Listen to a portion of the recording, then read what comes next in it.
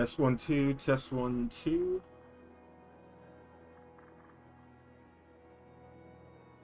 Test 1 2, test 1 2.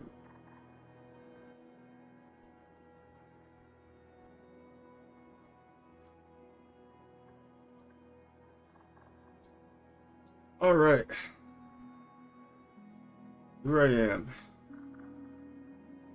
Make some games.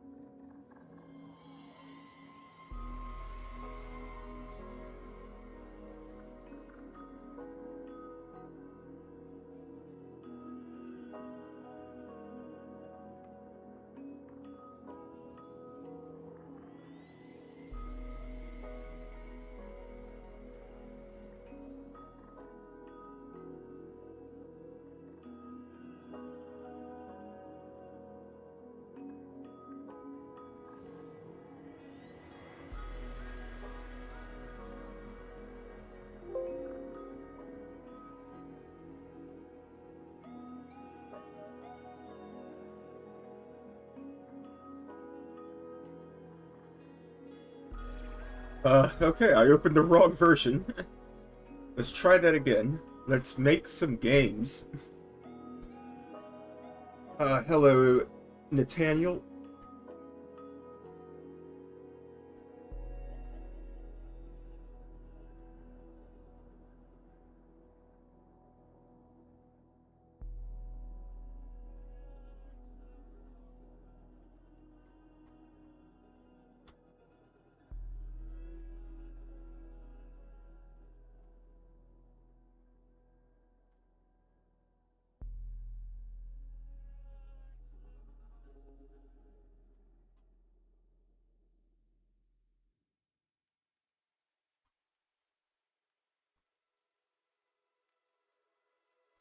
No, I do not know what Vegas challenge is. I will look that up in a second.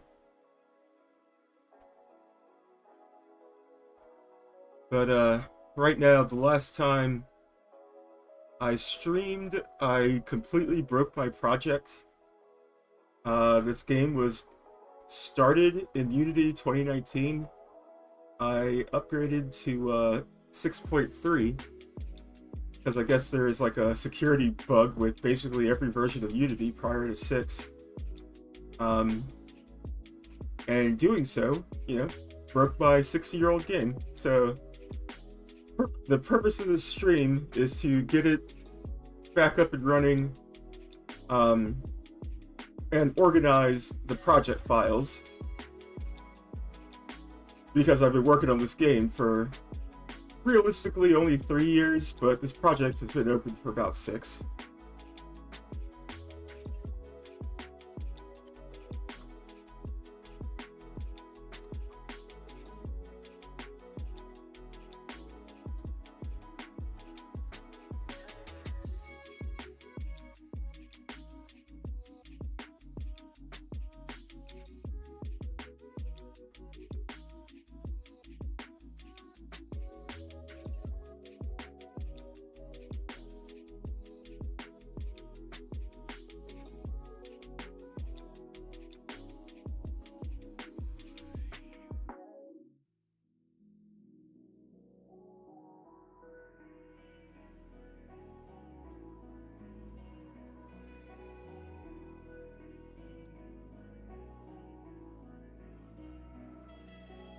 I want to test out controller support for my character. That's why I just have like this empty void here.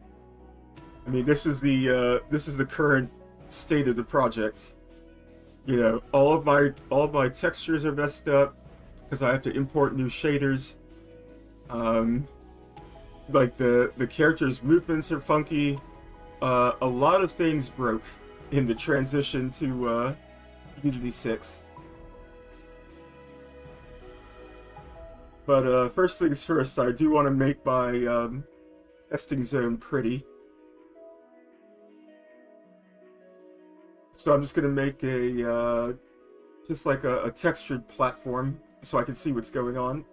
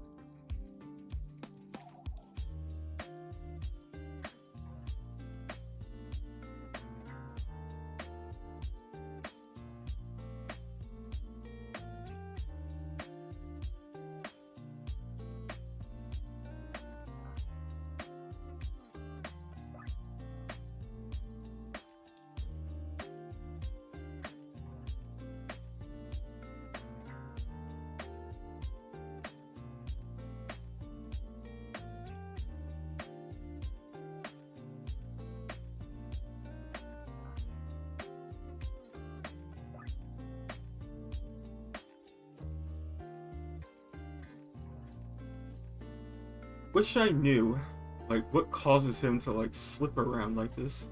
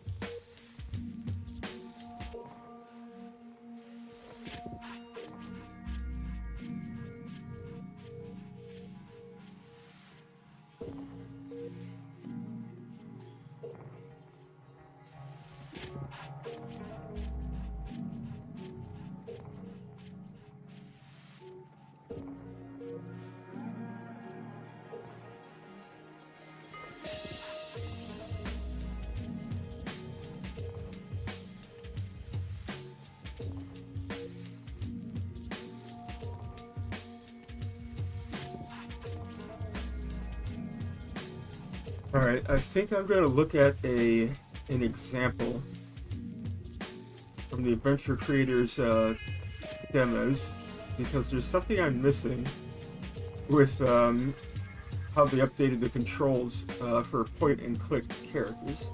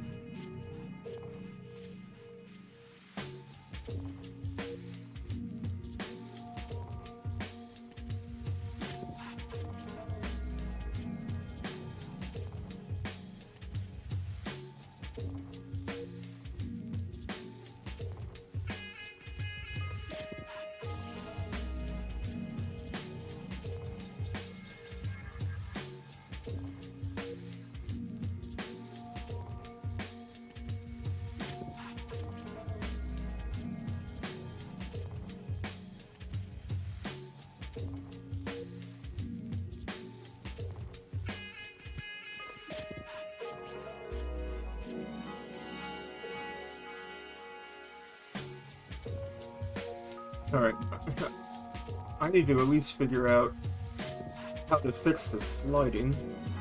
That should be a question of deceleration, right? No, he still slides.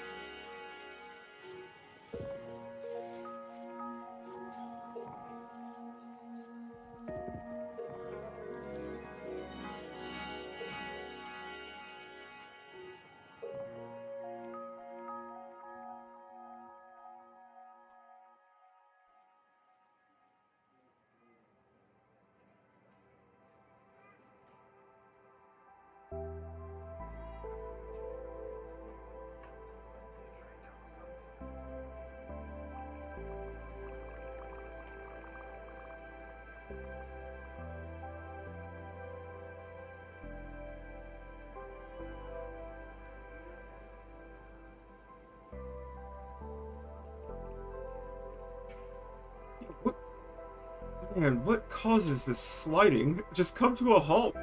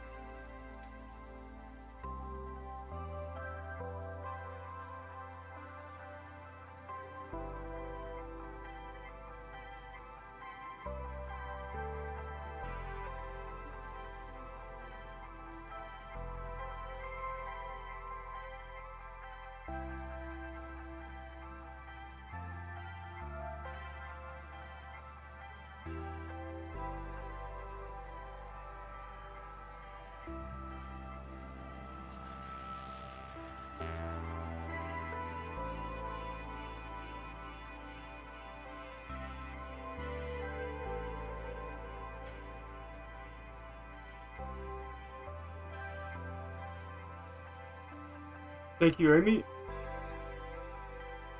I will certainly try to figure out what's going on here.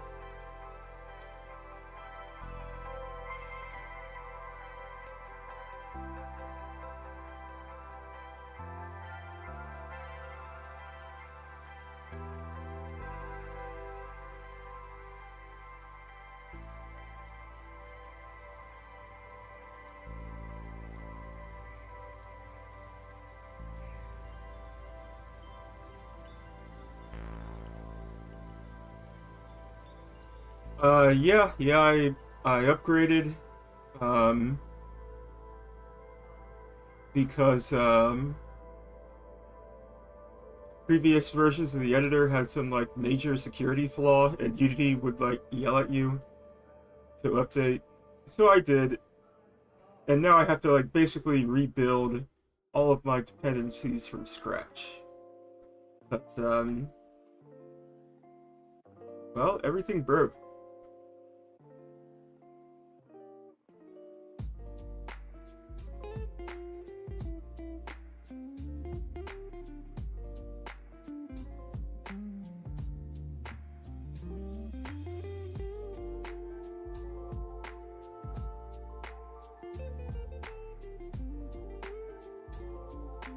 Okay.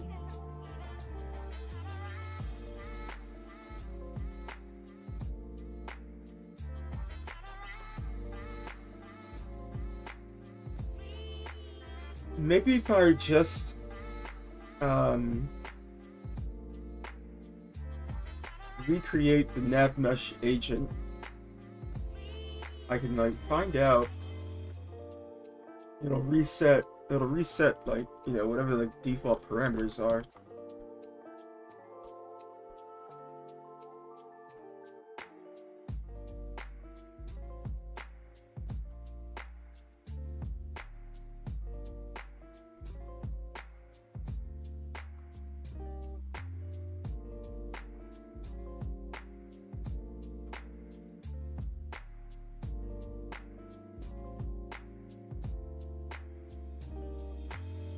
Yep, thank you. Oh, whoa. Bye.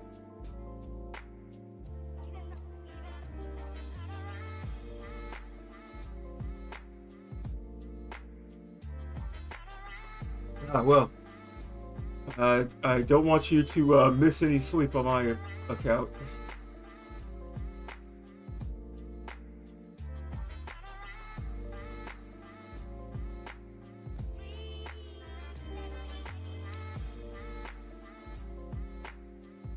Oh, okay. He moves really fast, but there's no sliding. There's this weird, like, turning thing that's going, this weird, like, turning in place. So I'm playing the game on my controller. Oh, all right, okay. I'm getting somewhere.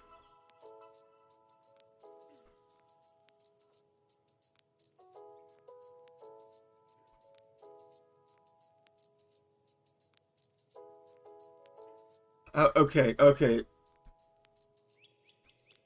the sliding... The sliding has to be, one of the Adventure Creator scripts.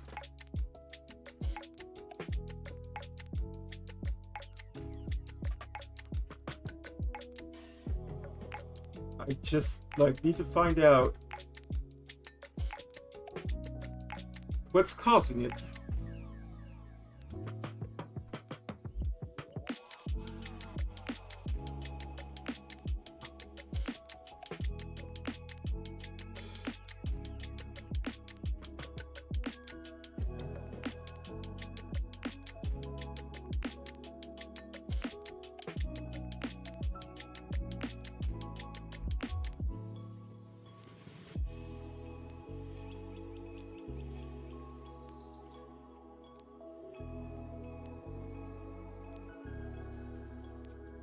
Still sliding.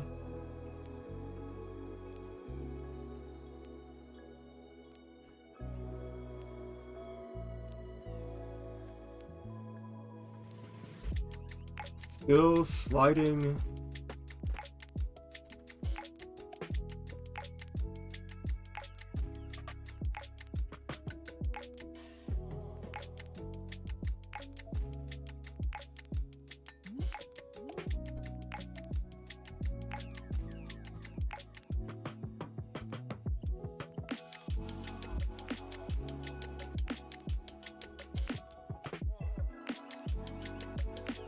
Even with the deceleration turned up to its highest, there is still like this weird sliding thing. Man, what is causing this?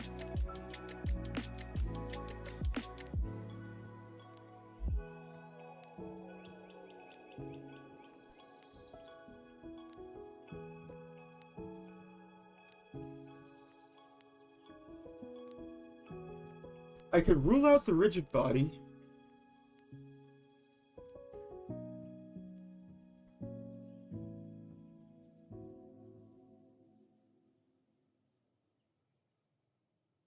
Well, I think the best thing to do is just to stop letting Adventure Creator handle the movement values.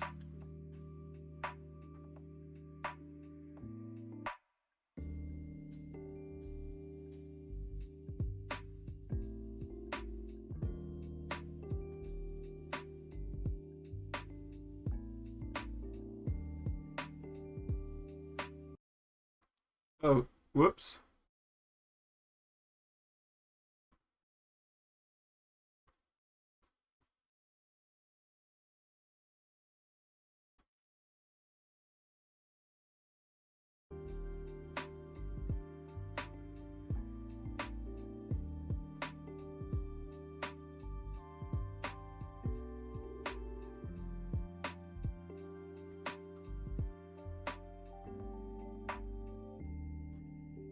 Whoa, no, why are we back to sliding? I thought we fixed this.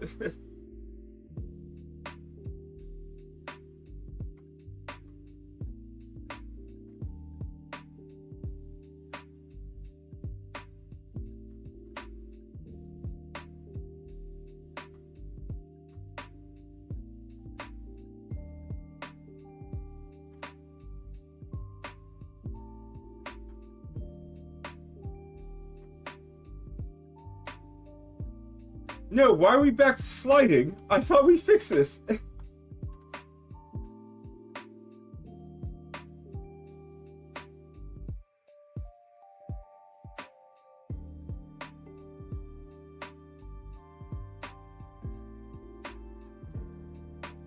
Oh, it's going well. Kind of annoying right now. I have to basically rebuild my entire project. Not redo it, just rebuild it. Because I updated engines from 2019 to 6.3, and just like everything is broken.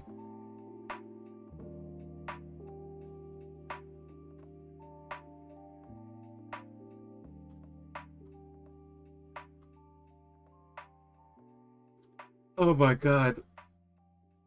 Oh my god, what? What?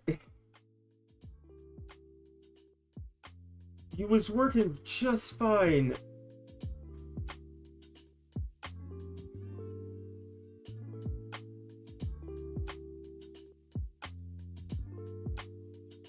All right, let's see if I can narrow this down.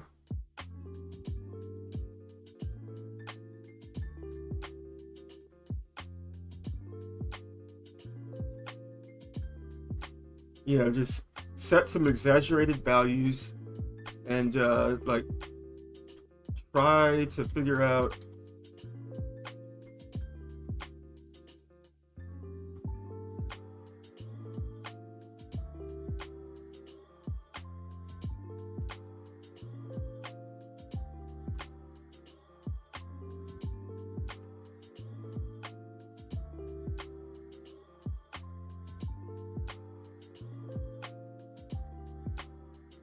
Alright, I've completely turned off the nav mesh agent.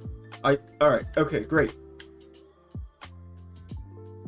So, if I'm not using Unity's AI navigation, like I can probably work with these values right here. In fact, I'm going to do just that. So right now, my player is moving purely by the grace of Adventure Creator.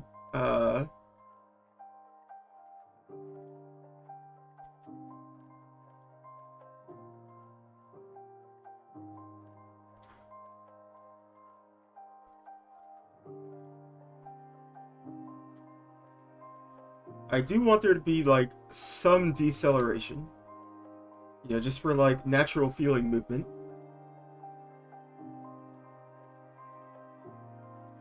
The animation engine mostly seems fine.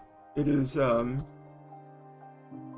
right now I'm just like I have to redo all of my materials because my old render my custom rendering engine doesn't have the APIs for 6. So I gotta use shaders. yeah, I have a lot of work cut out for me.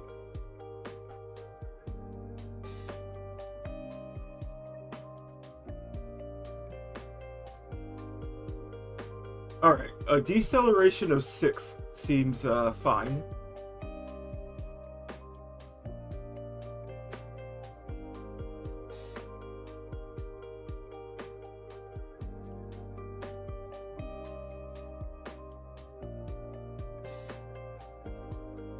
Now let's bring that turn speed up. Oh, okay. Let's bring that turn speed down.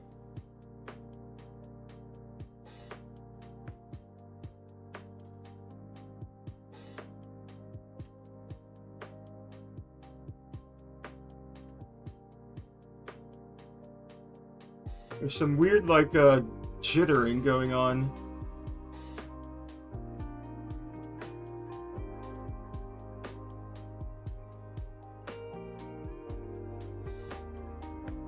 I think I can bring the turn speed down just a smidge more.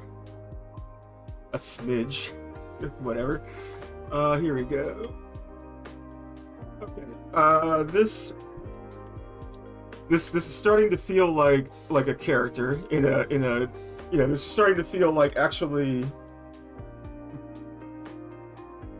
I wouldn't say great to move around, but like it feels like a video game.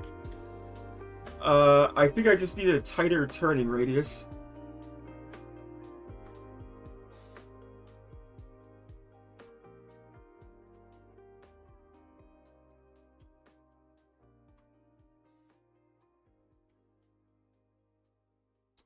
Yeah, serviceable is really all I need until, you know, I gotta hit publish and people actually have to play it.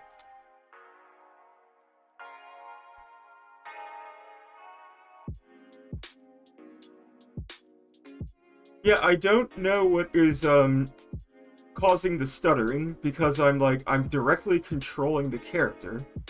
I'm not using the nav mesh. It's not using any pathfinding. I'm just applying forces to the rigid body.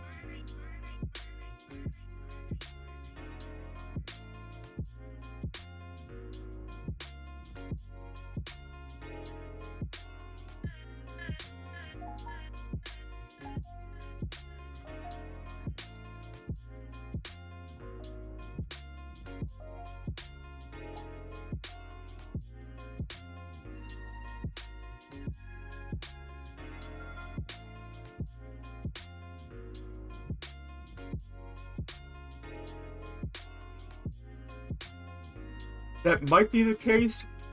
I just don't know where to look.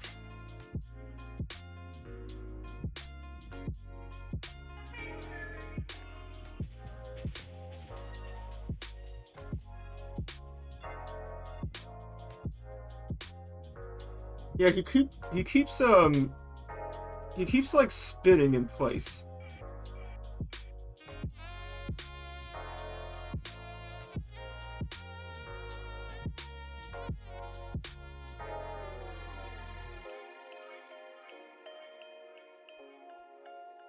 Oh, yeah, yeah, jumping around. Why are you jumping? I think the jumping around was stuttering. Every time I touch my mouse, it's switching from the gamepad to the mouse at runtime. Yeah, like you can see in the debug in the lower right corner here. Xbox mouse, Xbox mouse. Okay. When I fight the controls, they're stuttering. If I take my hands off the mouse, okay, alright, so the stuttering, I know the stuttering is an isolated incident. I don't have to worry about, I don't really have to worry about that. It'll only impact you if you have, like, you know, if your controller is face down on the floor.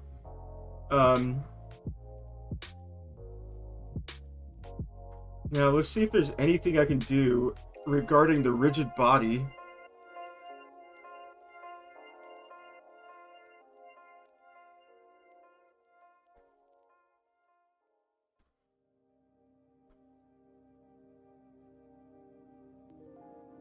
Okay, no, I do not want to freeze, I do not want to freeze the rotation of the rigid body. That's a bad thing to do. Oh, hold up. Hold the phone.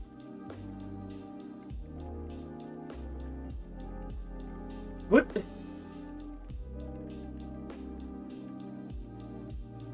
Alright, research break, y'all. Research time. Like, what is going on with,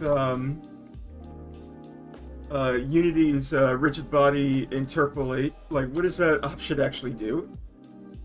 Got to do some... Okay. Huh. Okay.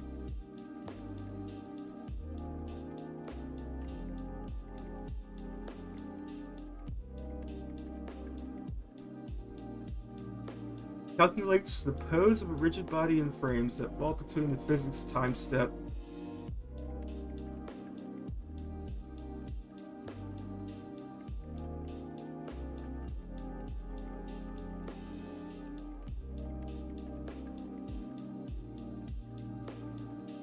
Okay.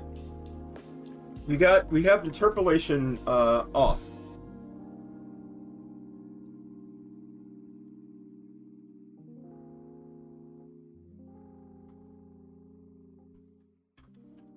And yeah, aside from like the weird you know, the Sonic the Hedgehog speed, this is actually controlling like a real character. Like, I'm making tight circles. Okay, this is good. This is good. I can work with this.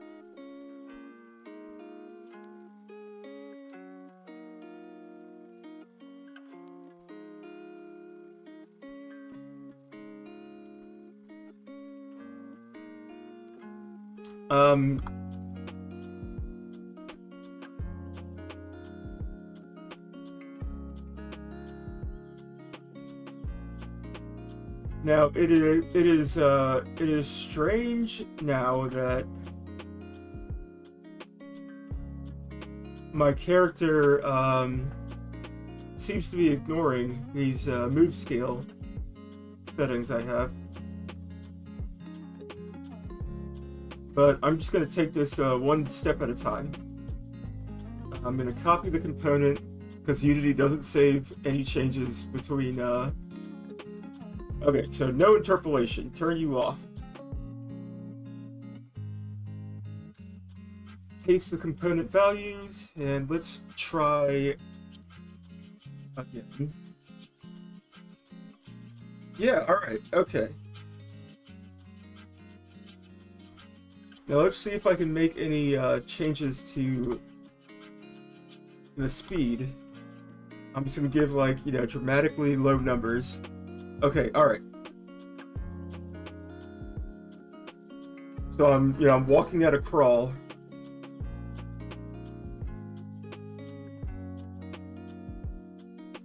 Crank the walk speed up to 4.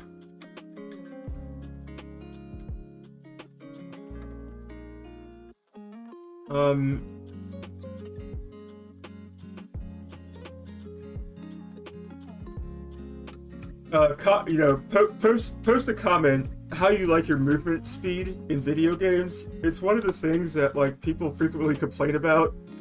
I think I have, like, a really high tolerance generally for, I don't want to call them slow movement, but just, like, more deliberate movement. Like Resident Evil or Silent Hill is a perfect amount of movement for a third-person character, in my opinion, but even some people say that those are too slow. I feel like default walking speed is more important in a first-person game than it is a third-person. I don't know, like, what the psychology behind that is. I would certainly, like, love to, like, study it. Oh, okay, alright, so it seems like I have an option toggled that sets my character to auto-run. Because when I hold the run button, which is assigned to X on my controller, he walks. So I know my run button is not broken.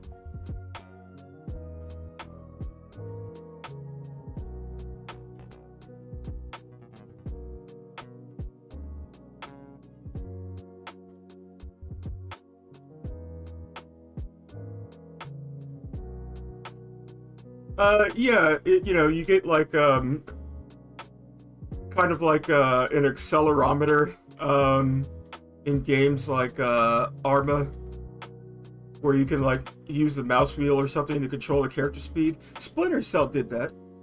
Splinter Cell had, like, really fine tune movement controls, where Sam Fisher can either basically, like, tiptoe or full out sprint, and there was, like, 4 or 5 variations, and they had like animations for each of his movement speeds. It was like, I mean, Splinter Cell's an insane game. You know, if I had all the time in the world, I would be making like a Splinter Cell, like a modern Splinter Cell, because I miss that series. Okay, walking, running.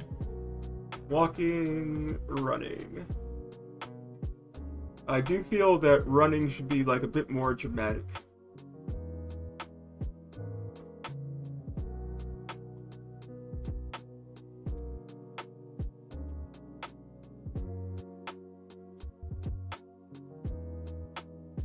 Yeah, so I know that stuttering will not be a problem, when you're, like, playing the game.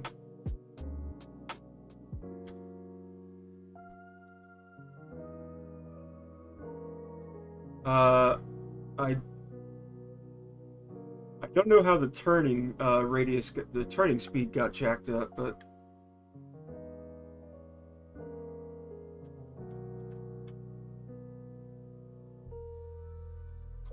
get the mouse cursor out of, okay.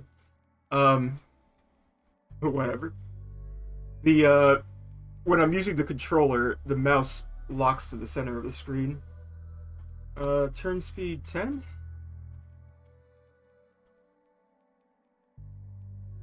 Deceleration 8.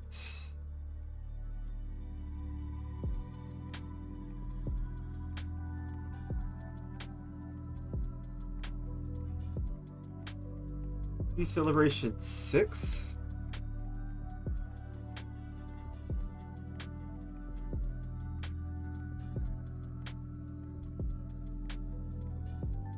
Okay, I'm at a point where direct control movement using my actual, like, gamepad it feels good. So I'm going to copy the component,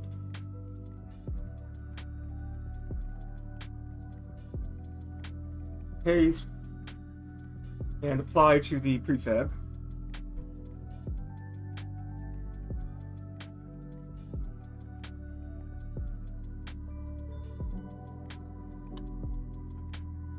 Um, yeah, like an indie Splinter Cell has to be like really, really focused.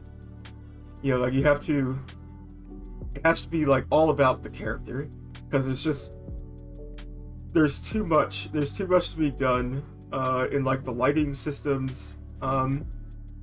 It's wild that it is so much more difficult to do like the kind of like a um Thief the Dark Age, where it takes like the color of the surrounding textures and it uses that to determine how invisible you are. That is so difficult in modern engines. Gloomwood, I believe Gloomwood uses like a custom rendering engine specifically to get around like the light attenuation that Splinter Cell and Thief use. The closest I have come to replicating that is by having a raycast, like having two raycasts, one at like the base of a character's feet, and one at like their torso. That shoots at the nearest light source. If it can see the light source, then you know the distance from the light source is like how in the shadows you are. If the ray to the light source is blocked, then I assume you're in darkness. And generally it works. It works better than expected. I don't know how it would work in a full game. I don't know how it would work as far as like performance would go, because you're basically shooting a ray every frame.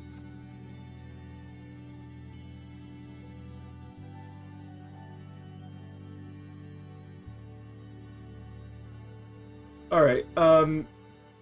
I've solved the problem with the rigid body. Now I'm going to see if I can get the NavMesh agent to cooperate.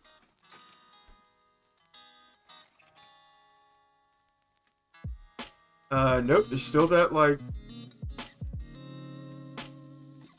that slipping and sliding.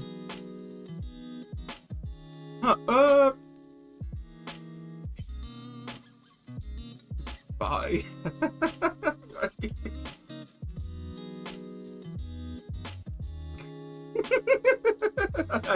I love this shit. I love making games. Ugh.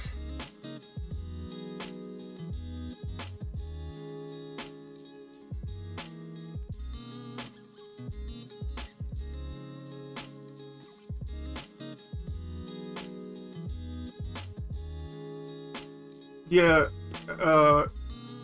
I wish I was better at shaders.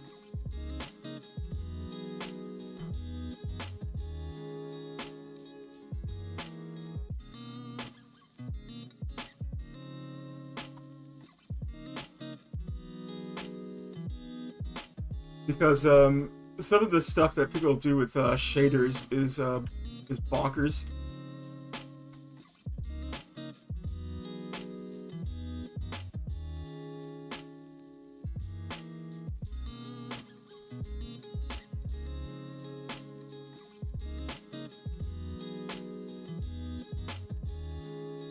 Alright, what is going on? Why do you move so fast, my man?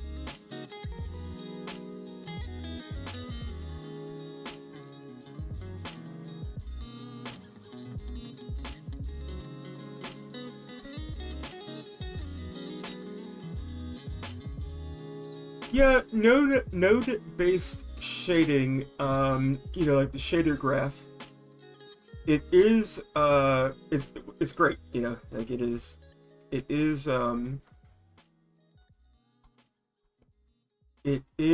a godsend, especially for shader dummies like myself. Why so fast, bro? But to do this, the truly weird stuff, you have to actually know like HLSL code and stuff. Okay, all right. I really don't understand. I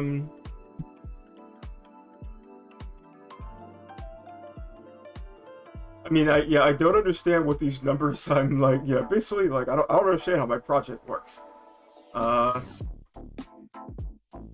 Like the walk speed seems to be like exponential instead of linear. So when I have walk speed set to 1, which is, you know, moving at a snail's pace, the run feels natural. It's almost like the running is just like multiplying the walk speed. The thing is, I need to find out, like, you know, where is that multiplication happening?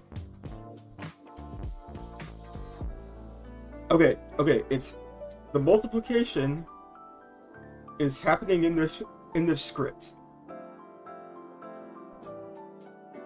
So if my theory is correct, if I increase the walk speed, then the run speed will also double. So there's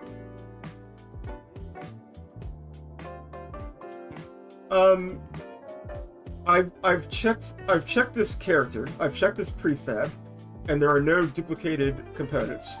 Nothing is cross-talking. So yeah, it's like, you know, we saw the walk speed at 1. He barely moves like an inch, but this is the walk speed at 2, and this is what I would call a video game walk speed.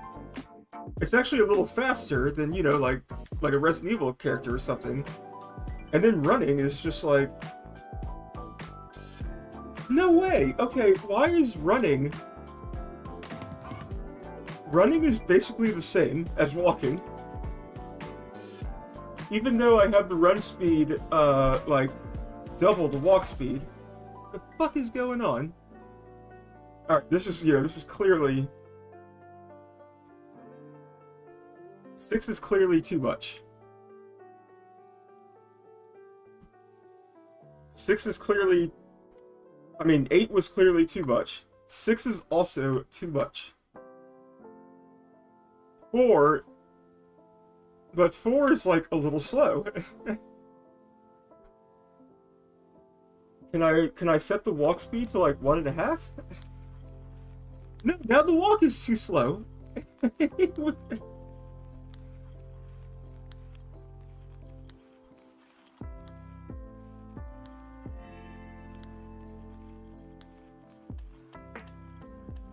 Okay, alright. I can confidently say that a run speed of 6 is acceptable to me, but a walk speed of 1.5 is unacceptable.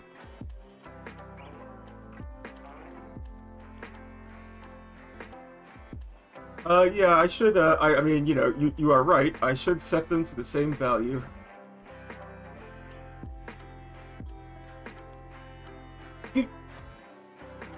Yo, what's going on? I mean... Okay, alright, here. Let's set them to the same... Let's set them to the same low value. Alright, walk speed, 1.5. I run. I'm pressing run, I'm holding run. So, I know that the run speed and the walk speed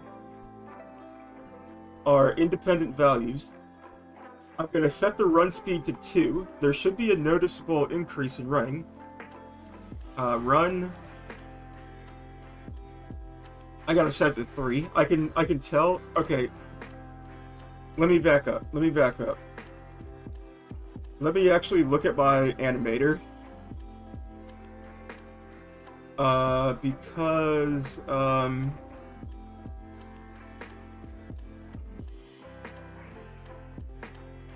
so my guy doesn't actually, like, do his run animation. It doesn't blend into his running. until the speed threshold crosses over into 4. So I need a minimum run speed of 4 in order to actually, like, you know, tell a difference. But still, a walk speed of 4 is way too fast. And holding down the run button doesn't change anything.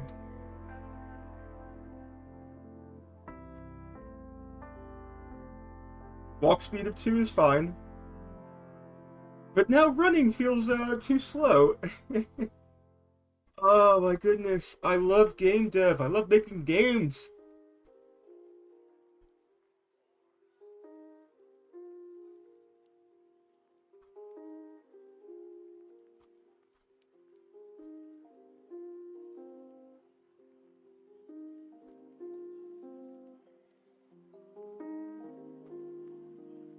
Yeah, I feel like I don't know. I don't know what I feel like. I'm gonna play with the acceleration and deceleration. See how that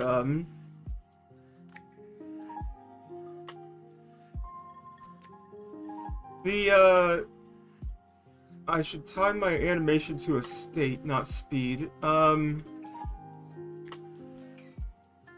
don't know. I don't know how that would improve things.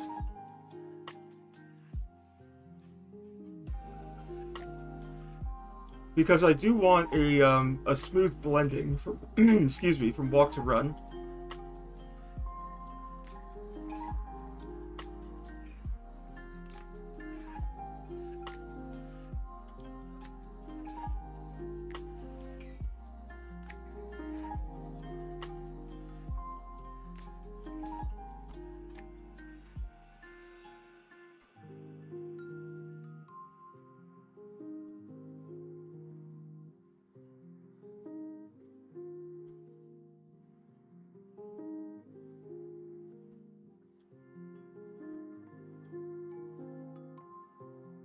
Okay. This is beginning to feel good. This is beginning to feel better. Um I think if I like do a run speed of 5.5, maybe a run speed of 5.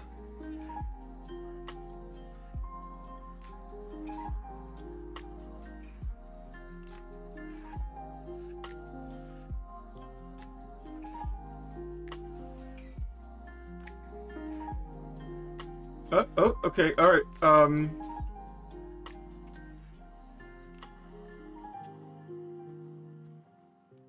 Okay, yeah, all right. I think I've got the walk speed like perfect. Combined with the deceleration, like this is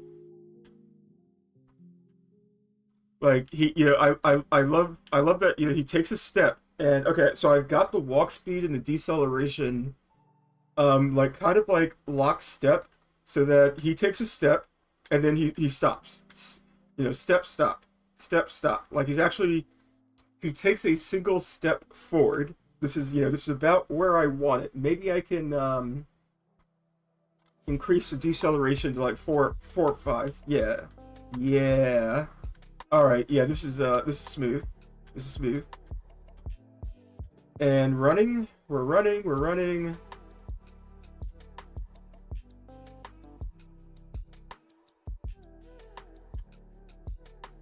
Hey, I think I got it. I think I got it. Maybe the turn speed? Maybe the turn speed can come down? I mean...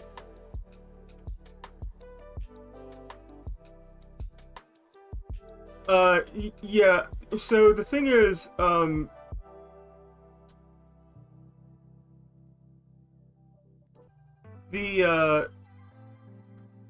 excuse me. The movement speed float, controls the playback speed to an extent of the animations. However, yeah, this is actually, I think I got it. I think I nailed my player movement.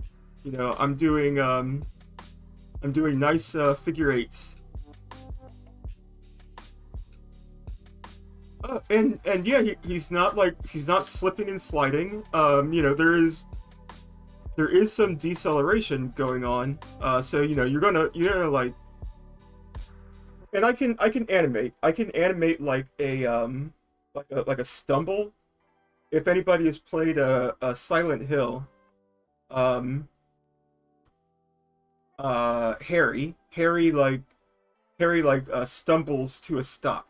Oh, Harry Mason is like one of my favorite animated characters. Like they really make him a dork. Like he is that man. Like he bumps into walls. He's like, ooh. He stumbles around. He's slipping and sliding. You know, my guy controls a little tighter than him, but like Harry Mason is my ideal like survival horror like protagonist, like character controller. It's so clumsy. Even the way he holds a gun, he's like blah blah. Like what is this, my man? Like what are you aiming? You know, are you using your knuckles as a sight?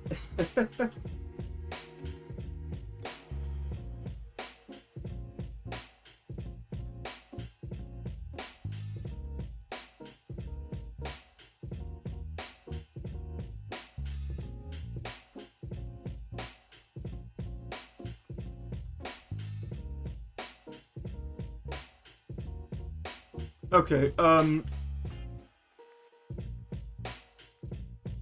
wish I could like fine tune the turning radius, because like I do want there to be like some momentum to the turns.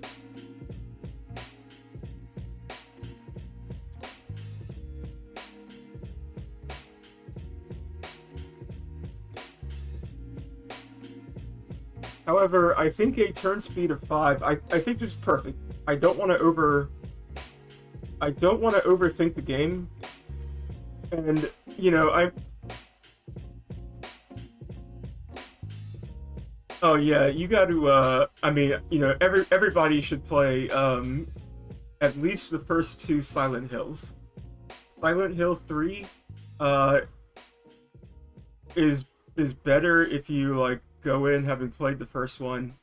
Silent Hill 4 The Room I think is actually like a bad game, but it's doing a lot of interesting things that will, you know, like kind of not appear in a horror game again. Uh take a drink, but Silent Hill 4 is the Dark Souls of Silent Hill. It's got like a hub that you return to, and they slowly like make the hub scary. It's like a safe room. You know, Resident Evil. I don't think Resident Evil has ever done a moment where the safe room turns hostile, because you know it's a safe room. But Silent Hill 4 The Room slowly corrupts the safe room, and it's such a cool moment when it happens. Even though the rest of the game I think is like kind of bad.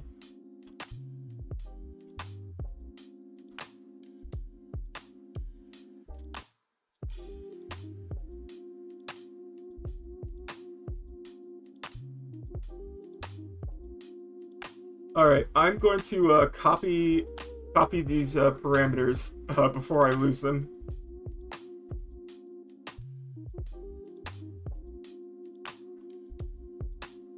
Hop back in the game and see where I'm at. No, oh, okay. Everything's good. I just didn't save the prefab. Ah, Bunky, come on.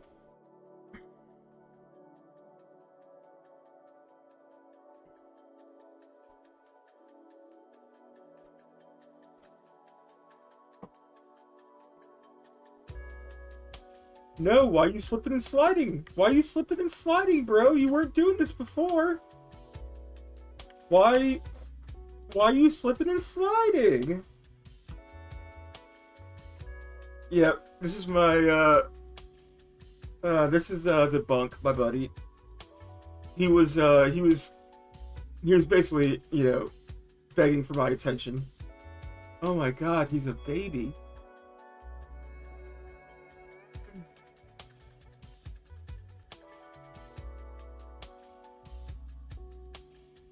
I didn't really deactivate anything.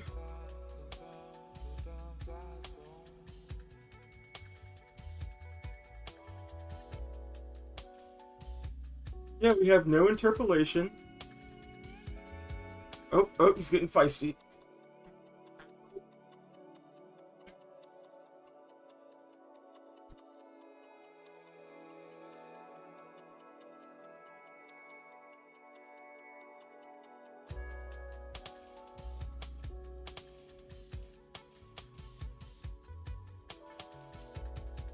Woo! Woo! Woo! Why?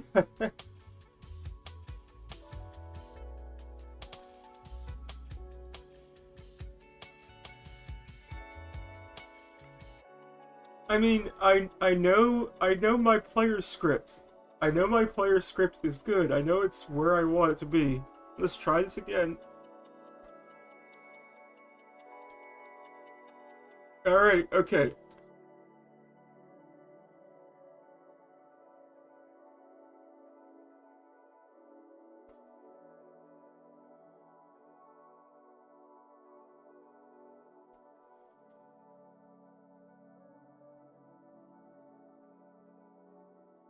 Oh, oh, this is tedious.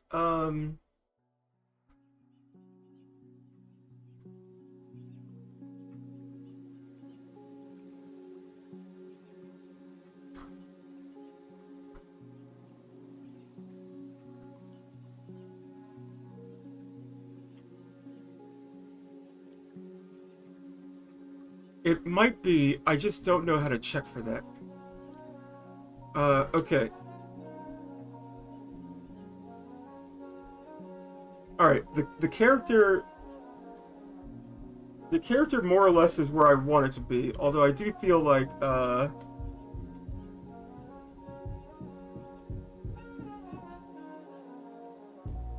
alright, I do prefer running to be a little slower, just a tad. Some of my environments are like, can get a little tight.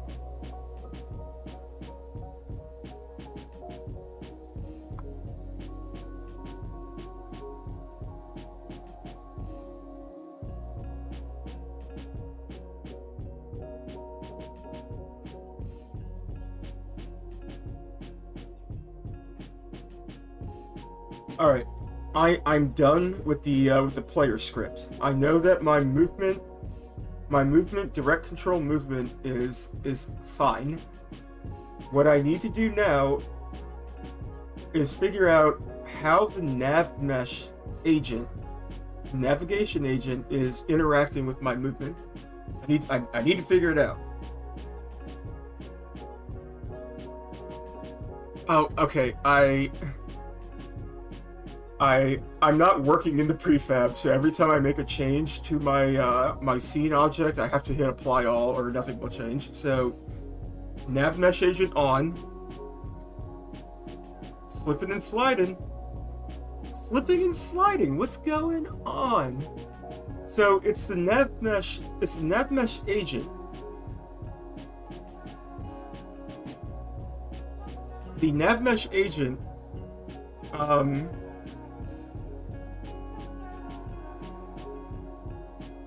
my player script does use the rigid body. It's applying forces. Yeah, so the thing is, the nav mesh agent, I mean, I don't...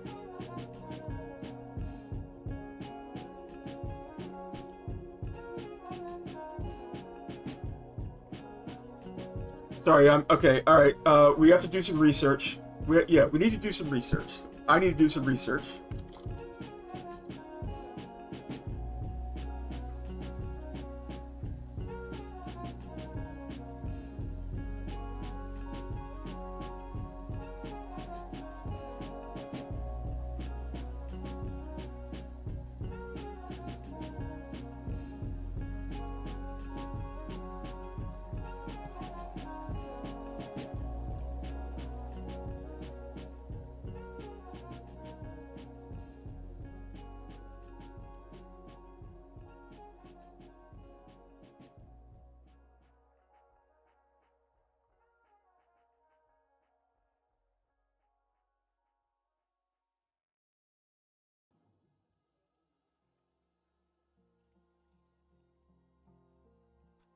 Yeah, I know about all of this.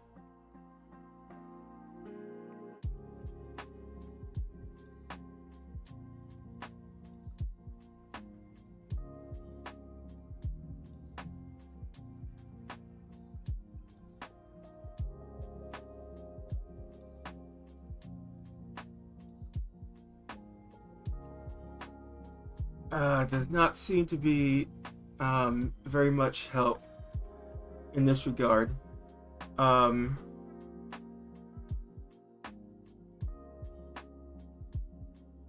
Now, okay, what I want to check, so right now I have this use AC for speed values. It should be taking these values from this player script, the thing I was just tweaking.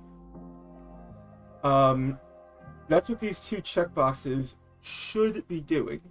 I don't know if they're actually doing that. So I'm going to set the NavMesh agent speed to 100 and see what happens.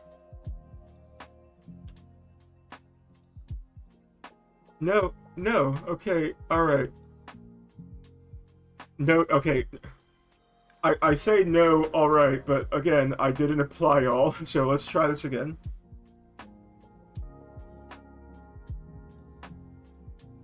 Alright. For some reason, what happens if I just like turn off the NavMesh agent, but I keep this integration script? Let's see what happens. Okay. Alright. I'm positive that this script, this NavMesh integration script, is what is causing the weird physics to happen. Yeah, alright, okay.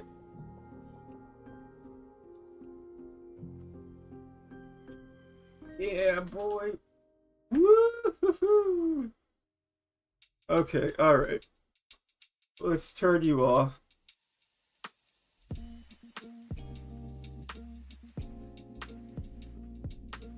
I don't understand, like, I want you to use this script for the speed values, but you seem to be like running a factor slower. I didn't hit apply all. You always gotta hit apply all.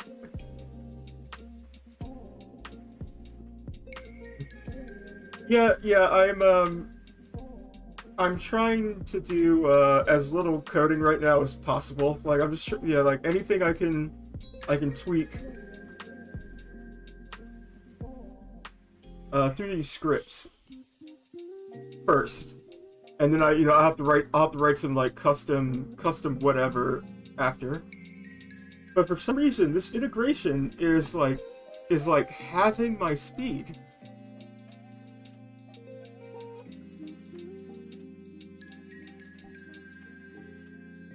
Like, what does this do? What does the run speed factor do? Oh, nope, I did it again. I didn't hit apply. Apply all.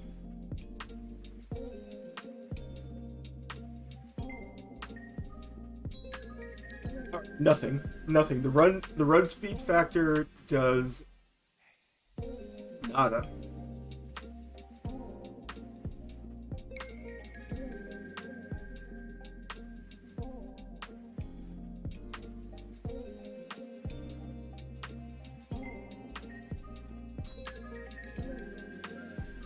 Alright, okay, alright, okay.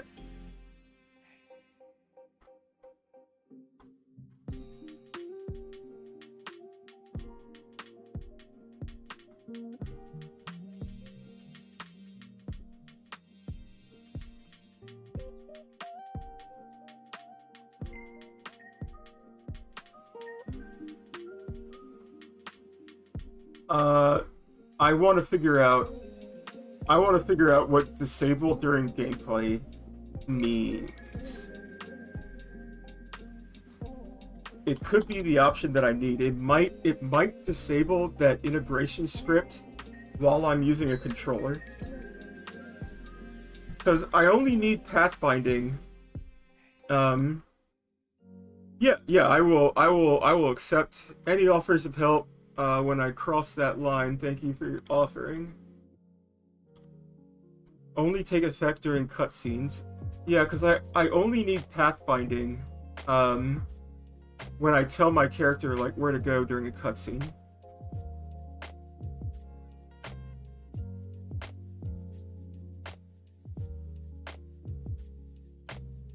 And then auto.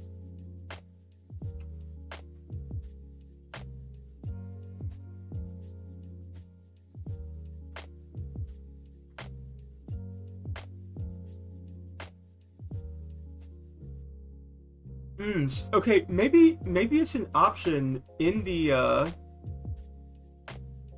on the nav mesh surface. Like, is there a friction? Like, is there like, can a surface have a friction? I know that. Oh yeah, I know that you can have like you can assign like physics materials to control things like bounce and friction.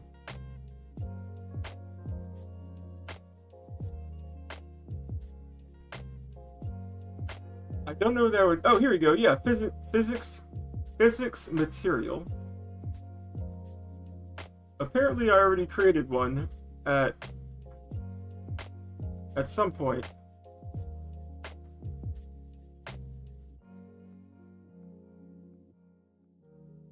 So let's see what happens when I.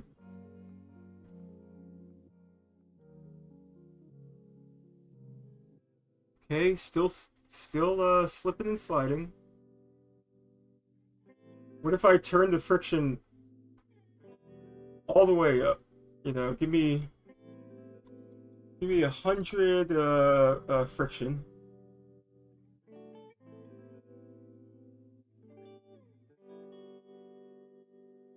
Nope. Nope. Still.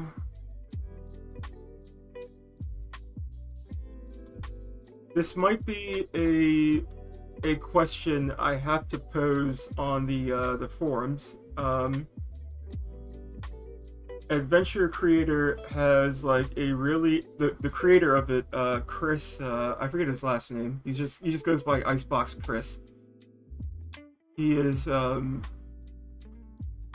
really helpful when it comes to responding to troubleshooting. Because I don't understand. I don't understand why.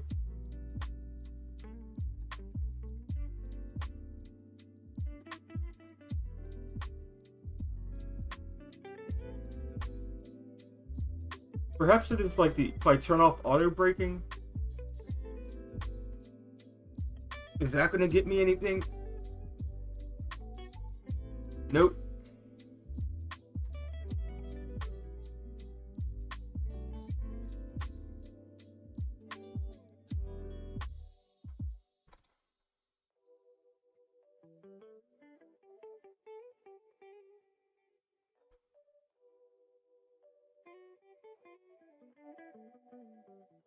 Nope, still sliding. Okay.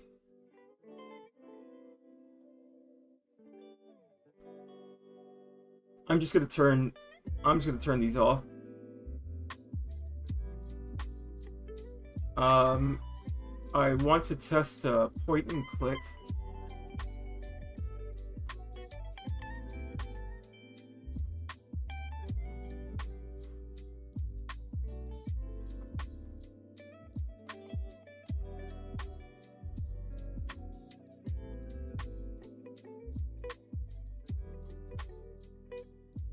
Man, moving with the controller, um, moving with the controller feels right, but point and click movement like kind of feels off.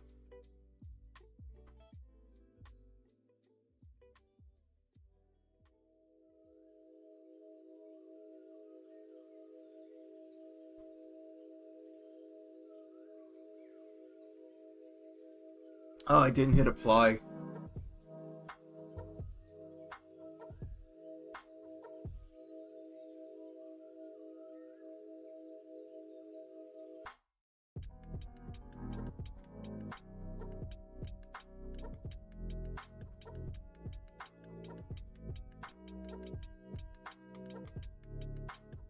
Alright, I mean, it doesn't appear that, like, I need the, it doesn't appear like I need the nav mesh, like, integration anyway.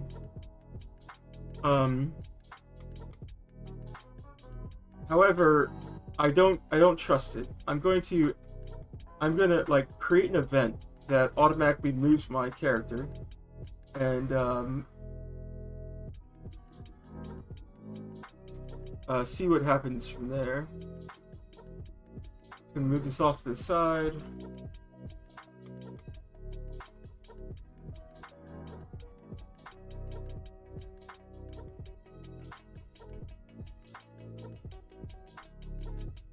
I want to move the player to that marker I just created. I want him to pathfind, and I want to wait until finished. So when I start the game, it should move my character, like, you know. Okay, and it does.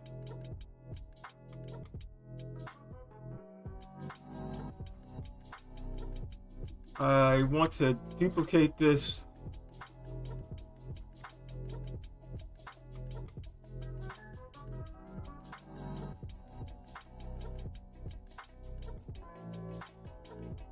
He's going to run to the second marker, and then he's going to walk to the third marker, and let's see what happens. Yep, walks, he runs. Okay. I mean, I can't find any fault in the systems that I have. And that little blue line you see up there shows the character is pathfinding.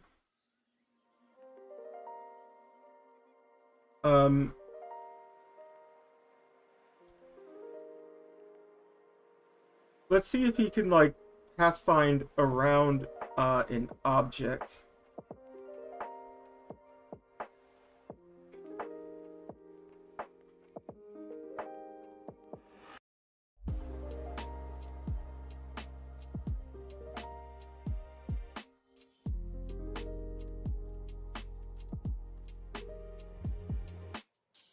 No, he just, you know, walks right through it. But that is fine. I think that is because I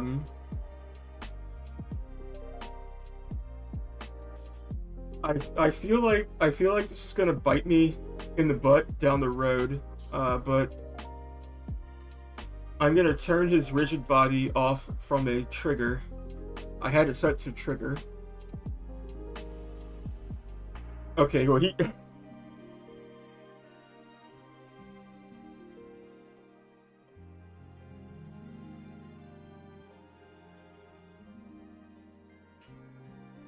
I have to go now. My home planet needs me.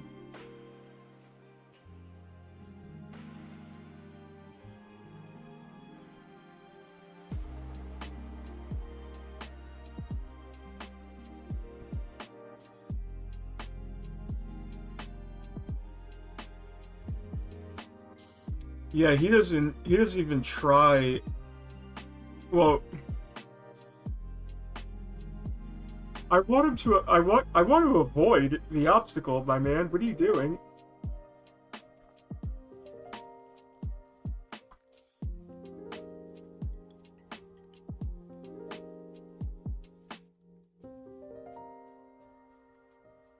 Yeah, he doesn't even try to avoid it. Okay, all right.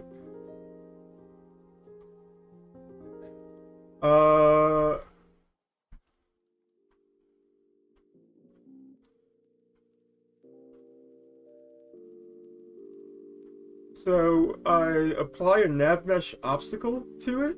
Will you avoid it then? Nope. You just try to like barrel right through it.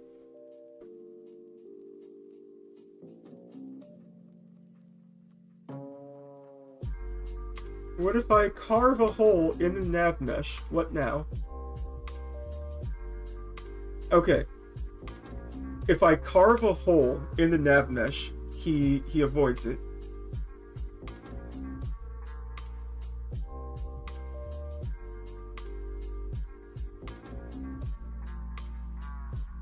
So I think I do need...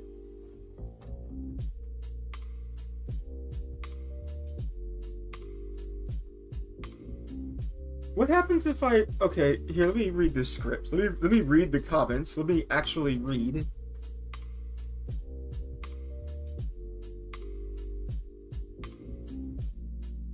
To use it, add it to your player NPC as well as the nav mesh agent component.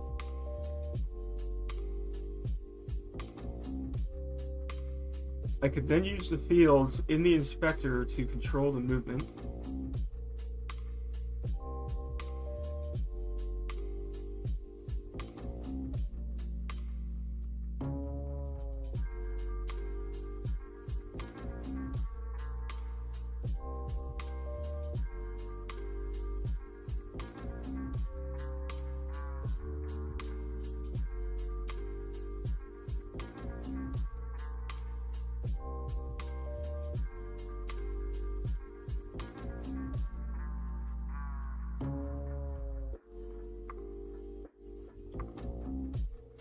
So, the manual is, I mean, the script is telling me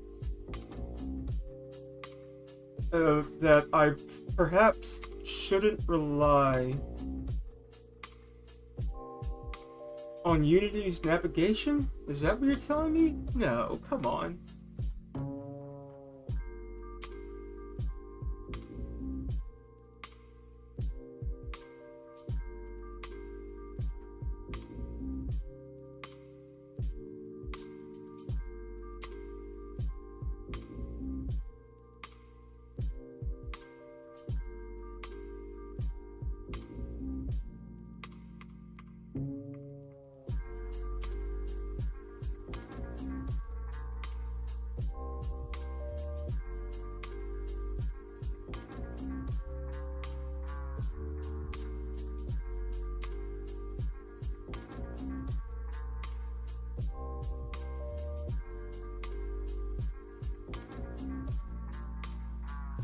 Why are you floating? Why are you floating? Why are you floating?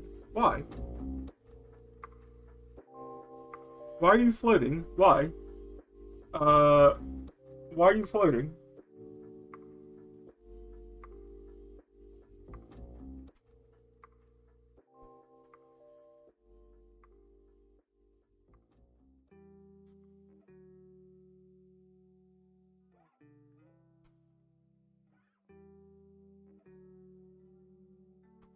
Alright, that time you didn't float.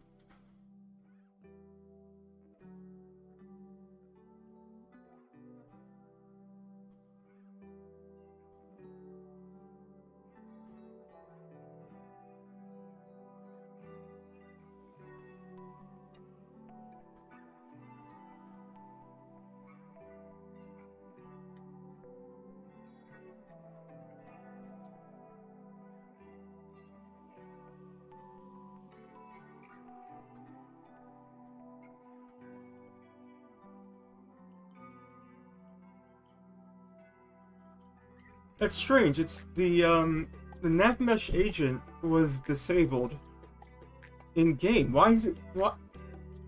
Okay, disabled during gameplay. Yeah, that's fine. All right. Yeah, disable that shit.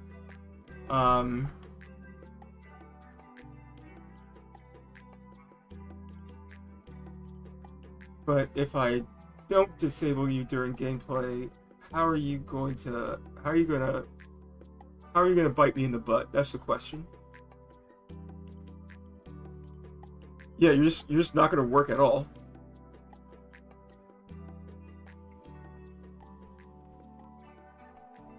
You're just not going to work at all.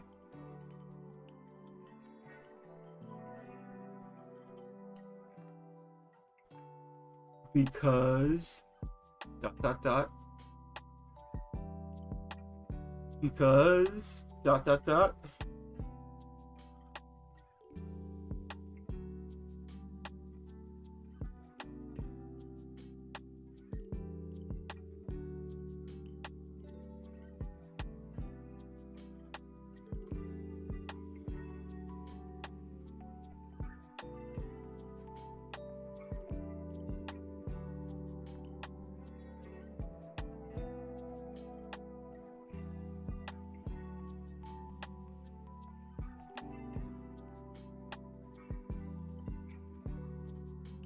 Alright, why? Why?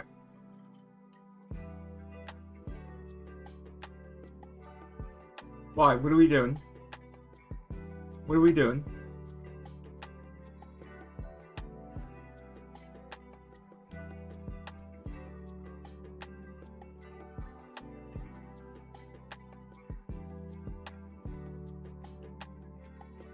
Why? Why? Why don't you move?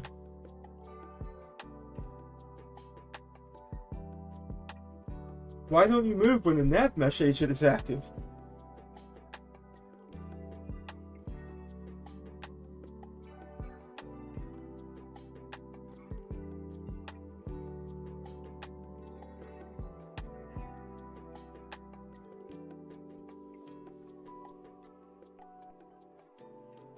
Why don't you move? Why don't you move when the nav mesh agent is active? Why? Why don't you move? Why don't you move? Why?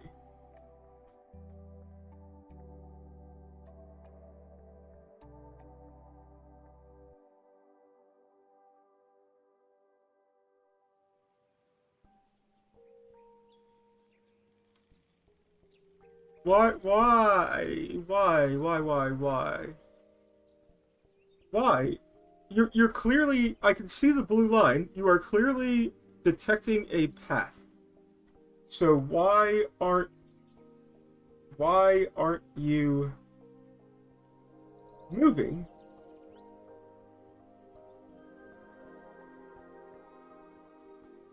Is it a rigid body thing? I'm not using gravity.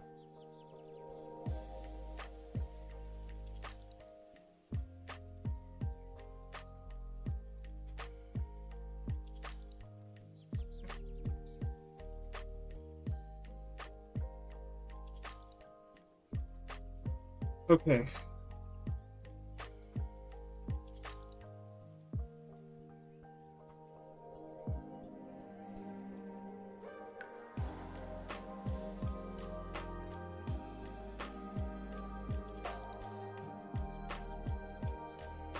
Why?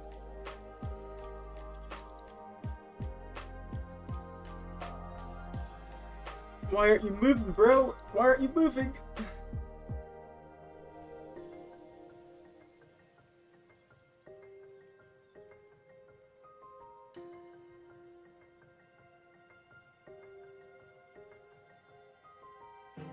I don't...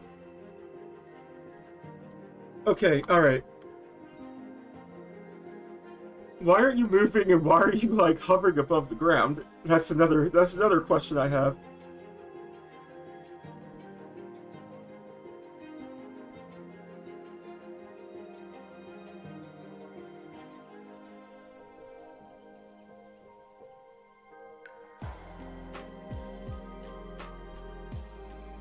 Okay. So, the base offset displaces him vertically. I got that. I got you.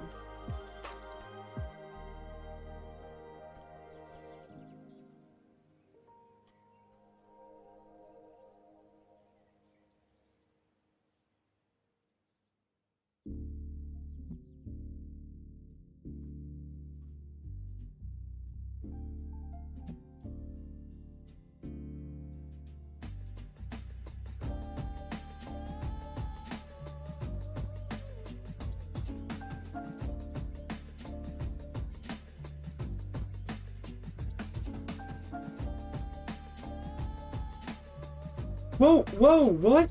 What did I change? Oh no.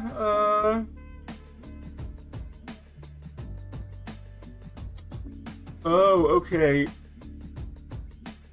It was a stopping distance. I had the stopping distance set to a really high value, so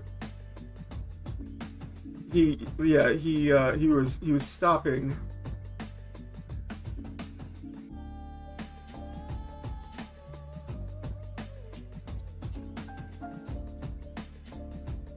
Okay.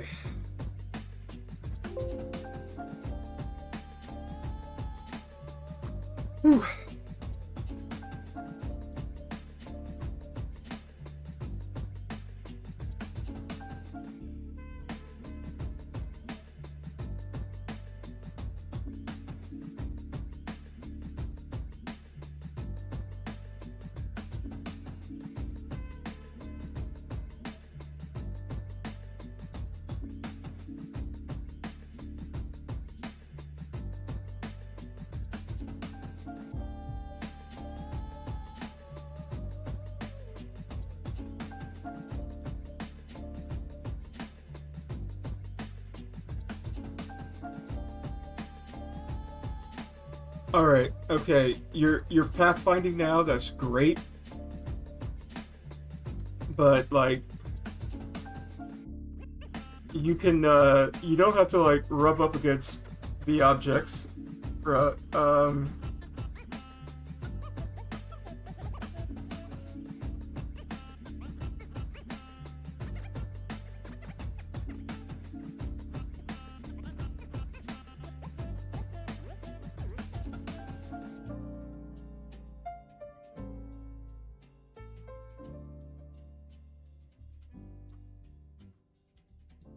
Yeah, I wish he had better avoidance of obstacles. I like why is the nav mesh making these like tight turns?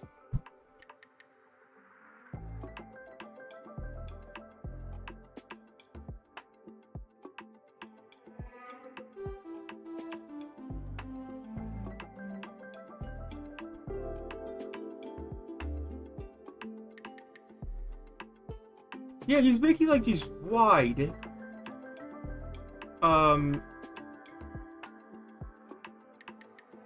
oh, he's pushing him. Why are you're not avoidance. There's some kind of like there's some kind of like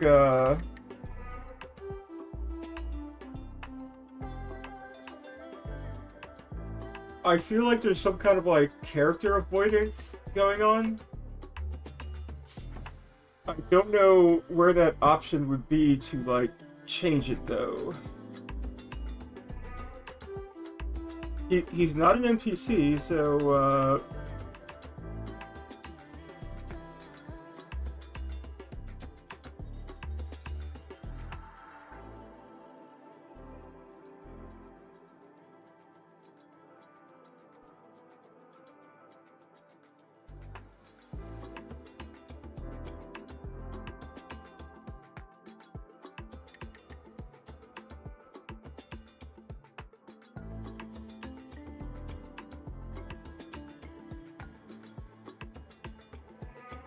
yeah, why are you taking these like tight? Why are you moving like you're like walking through molasses? No, now you're fine. Now you're fine. Oh, now you're sliding. Yo, oh.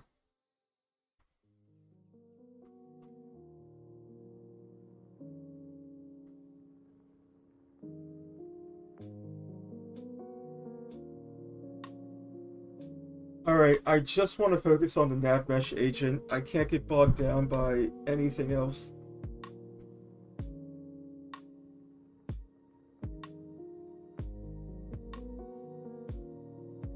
Like, I have to figure out...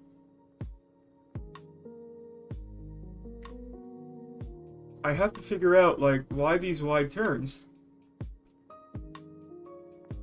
I have to figure out, like, why you just... Yeah, like, why are y'all pushing each other? So, I think it's a radius thing, is why they're, like, why the characters are bumping up against each other.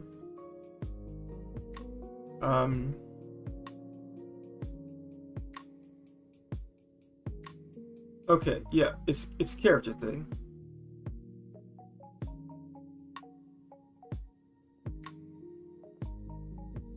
Oh? No, it just, it feels wrong. It doesn't feel good.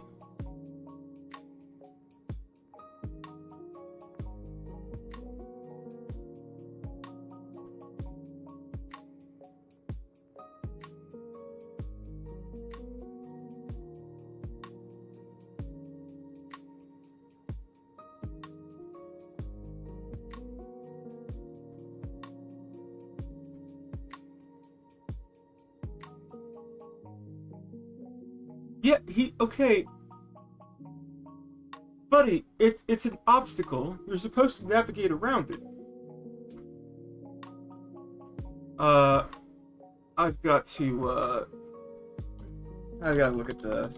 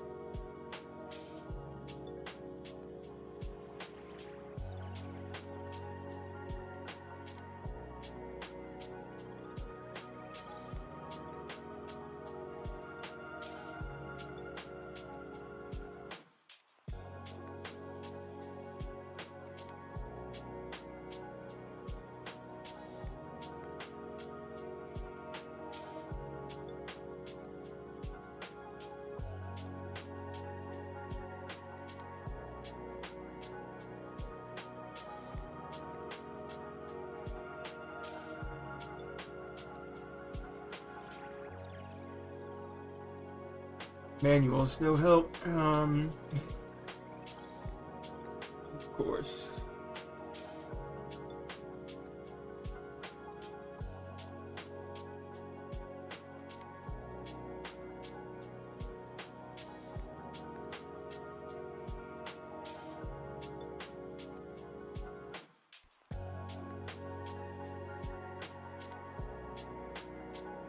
Yeah, he will just try to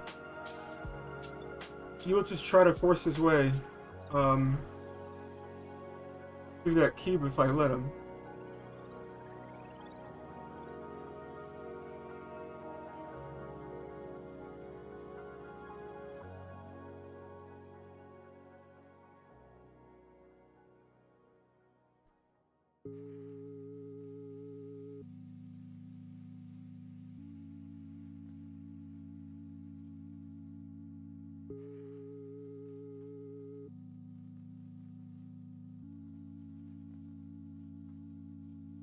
Beautiful.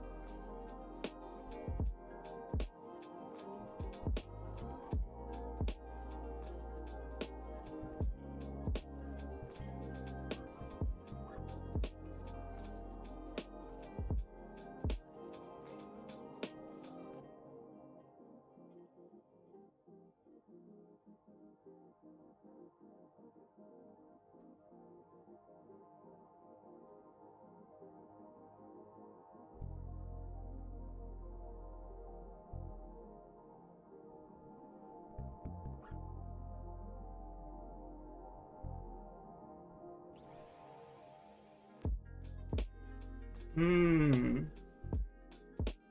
Hmm. Hmm. Okay. Okay.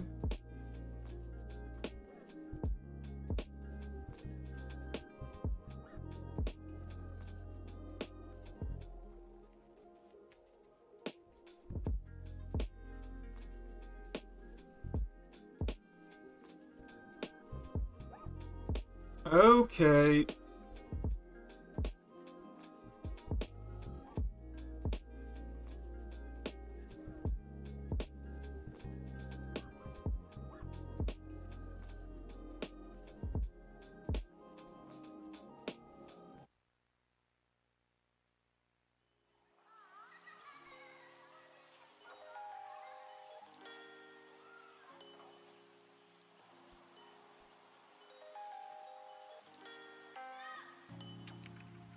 Okay, I think we got it. I think I got it. I think I have figured everything out.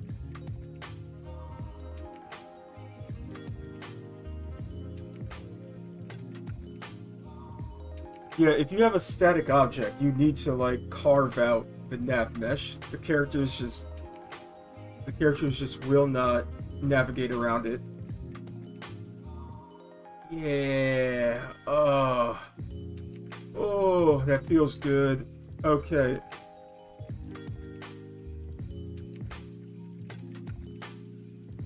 Okay, this finally, I think I finally got it. I'm going to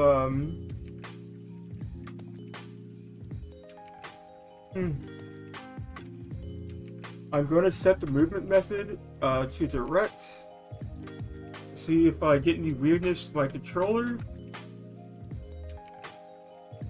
He still slides.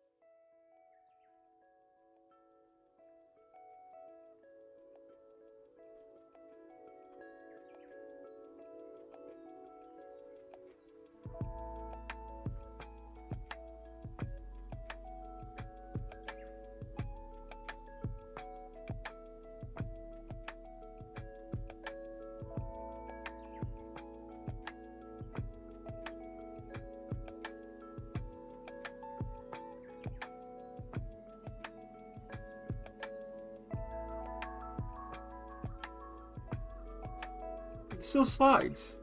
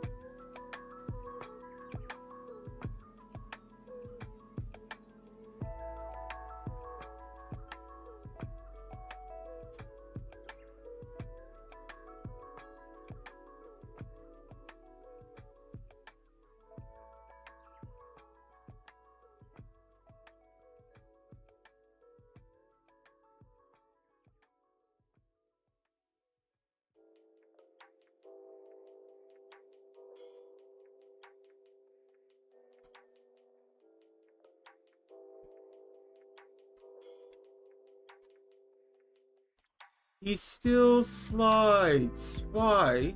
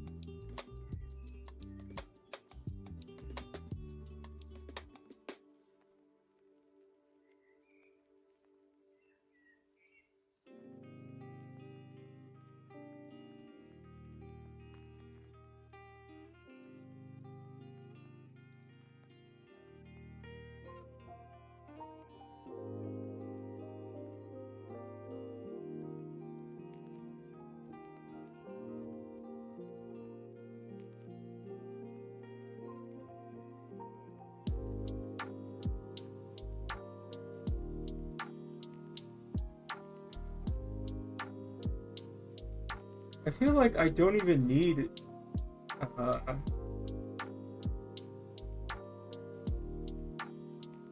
don't even need the integration script, which is it's weird. That's weird. Why would there be an integration script that I don't need? I mean, I'm sure all of my problems are just, user error. I just don't know how to like use all these assets I have.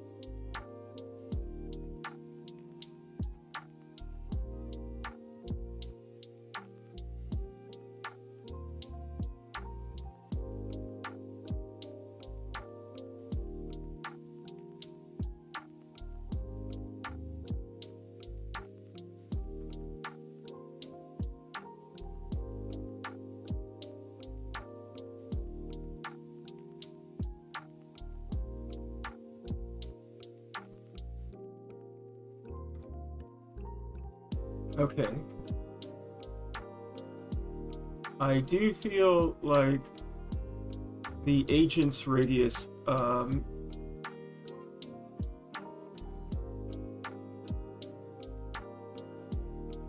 happens if no, the capsule collider is a trigger, so I don't think I really care about the capsule collider size. It's the agent radius size I need to modify.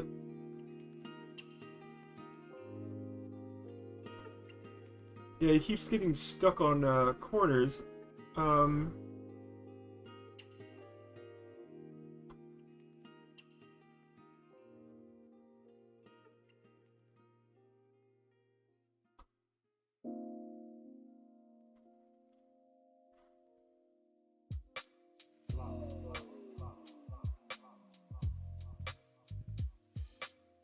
Yeah, I only wish the character didn't take these like really tight corners. That is my only complaint, but it is a very, very small complaint, and it's also manageable. I think this is it. I think I have.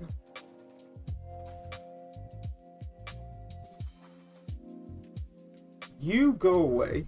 Like, you have been nothing but trouble. I do think I have,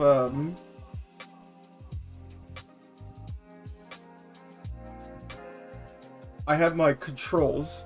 I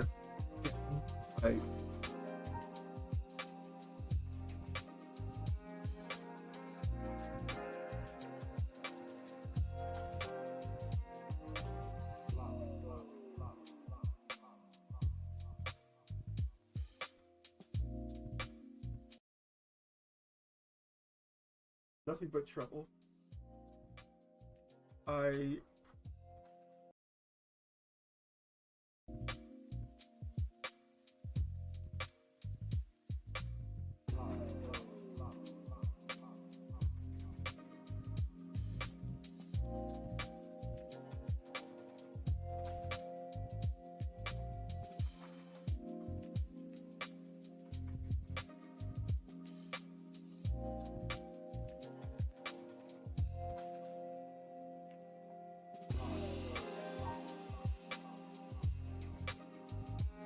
Alright, now I need to figure out why he isn't playing any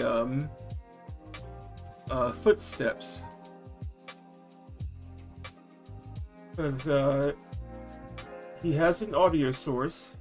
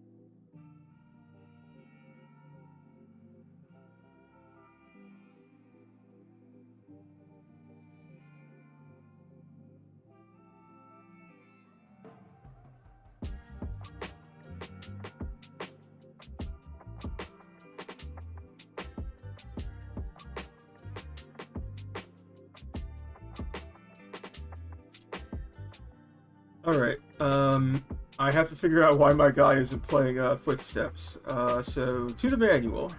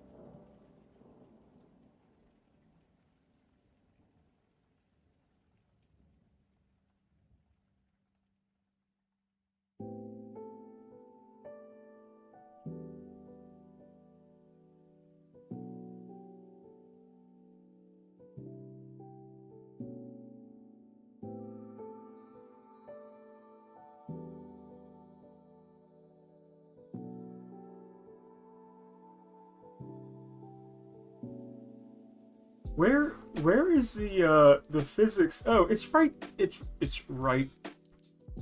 It's right there. Oh. Hmm.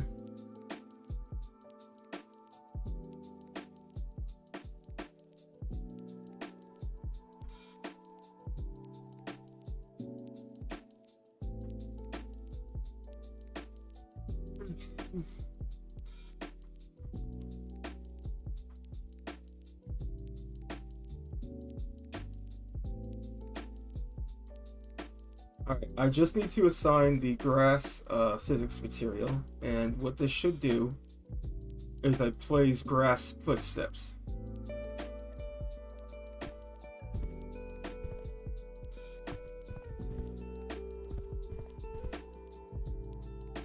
Except it's not doing that. I need to figure out why.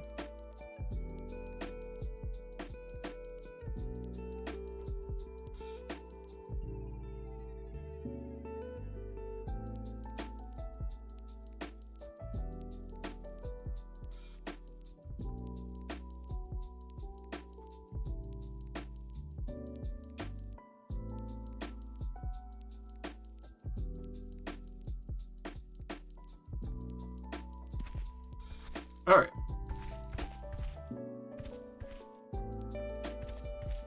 Okay.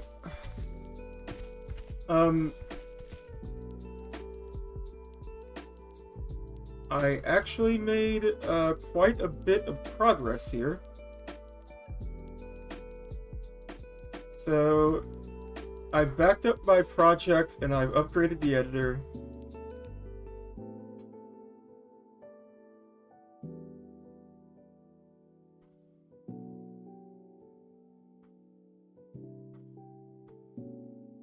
I don't need this anymore. I've done that.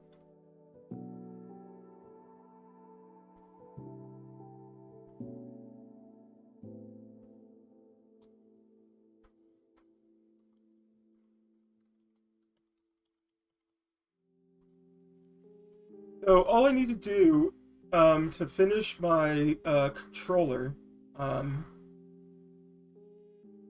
is create a script that changes the movement from point and click to direct when a controller is detected. I think I'm going to spend the next half hour like cleaning up my my project folder because it is a mess.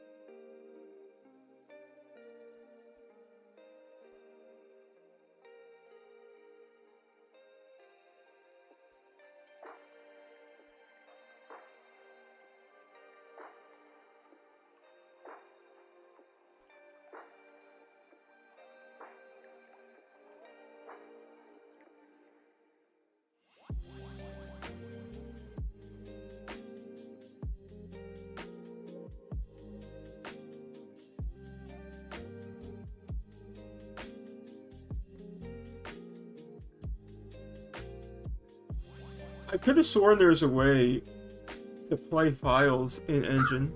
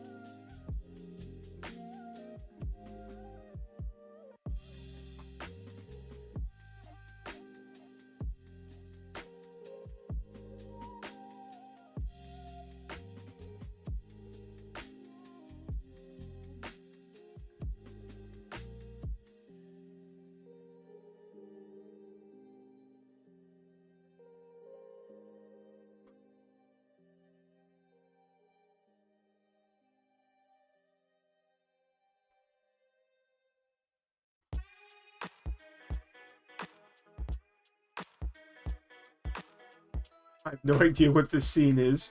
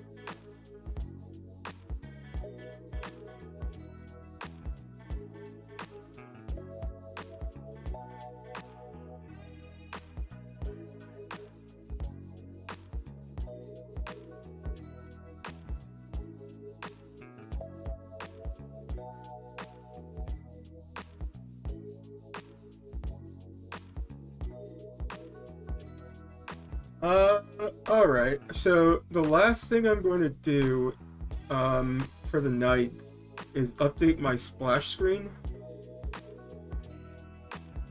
Um,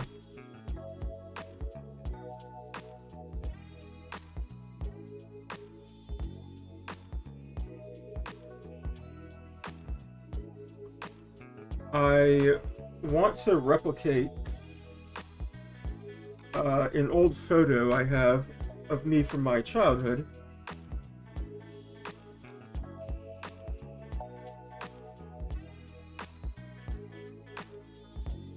Yeah, this is me right here, playing Sonic the Hedgehog 2.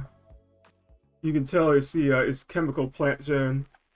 This was taken Christmas morning, 1992. I think Sonic 2 was 92. So this is Christmas morning 92. I got a Sega Genesis. What's going on with this bedspread? I have no idea what this cartoon is, but yep, this is me. I had a Betamax player. I love that thing. Playing on RF for the highest quality entertainment. So I want to make a recreation of like this little bedroom nook.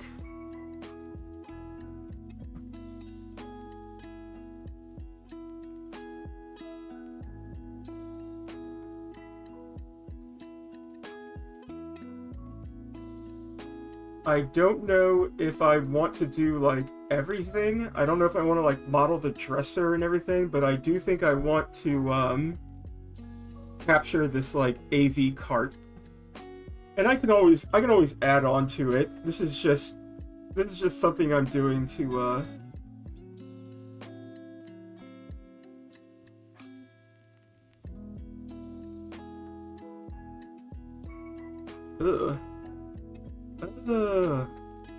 brother,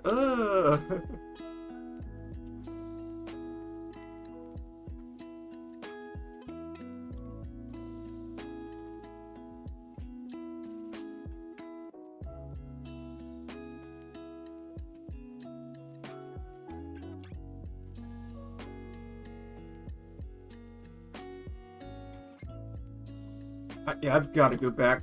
I've got to go back to this guy's like texture.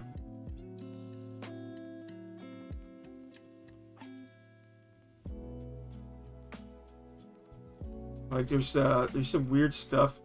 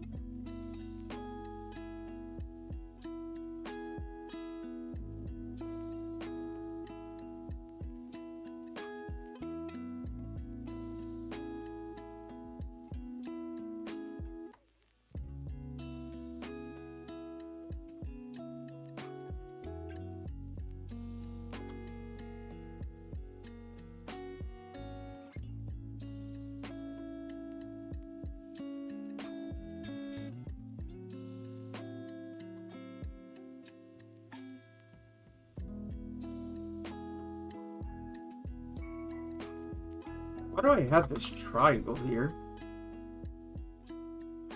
Oh, because it would be an Engon if I didn't have it. Okay. But...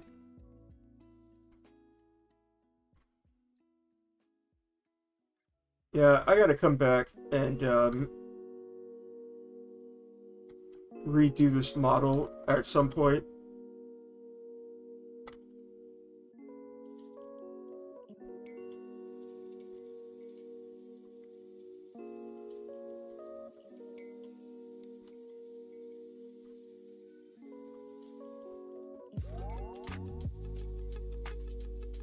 Yeah, his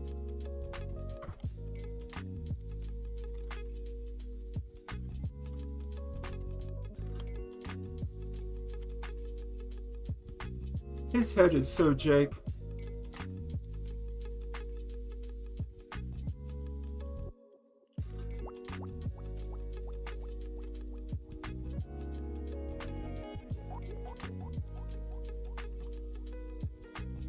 I mean, I didn't really know what I was, a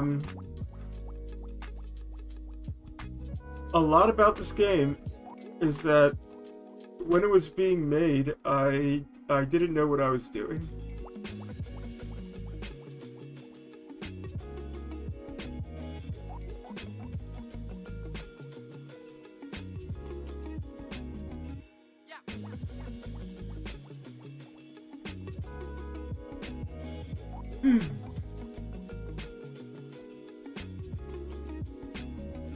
So another thing that has endured since the beginning of this project is that Omar is like a Blender cube. A Blender cube is 2 meters. Omar's head sticks above the Blender cube. So realistically, he is like 2.3 meters tall, which you know, if I do a little calculator conversion, yeah, my man is 7.5 feet tall. How tall is Shaquille O'Neal? My man is taller than Shaq. My man is taller than Shaquille O'Neal. And I mean about that. So,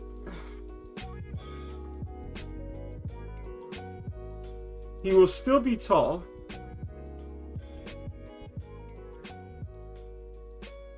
He will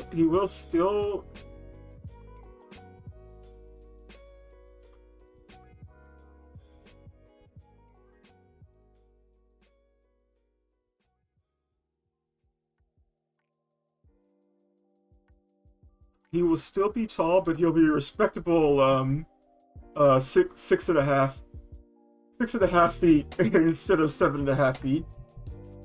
You know, my man would be a who's the what's the NBA role that's not center? You want a big man in center to block all the shots. I think like point guard. You know, my guy is still a point guard, but he's no longer like the tallest NBA player. Yeah, who was the tallest NBA player? I think it was Kareem.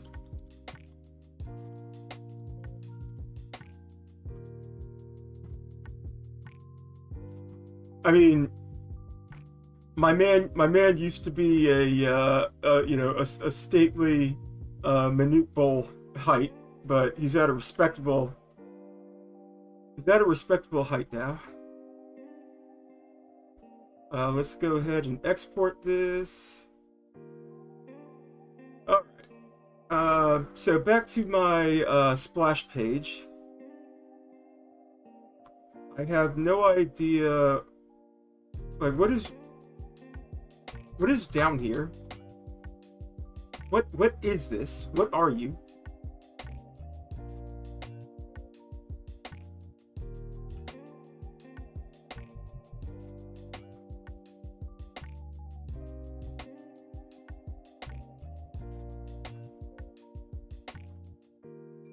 What is this? What is this? What is this like? What is floating here? It looks like an old nav mesh. Is that what it is? Like, why can't I click on it? Can I hide it? Yeah, okay.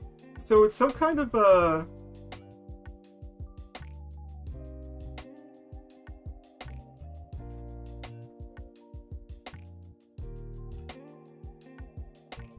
it's not a built-in component.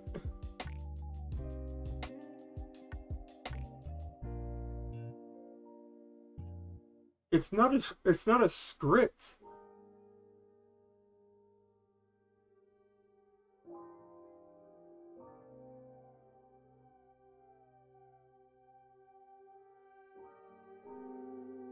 But if I turn off the gizmo view, it disappears. What?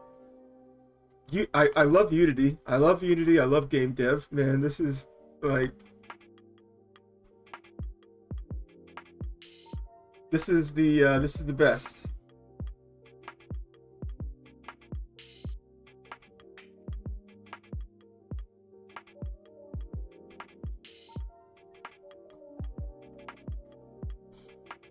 All right. So I want to recreate this photo I have of me playing Sonic the Hedgehog as a young babby. I was 5 or 6 years old. So I want to create that AV cart.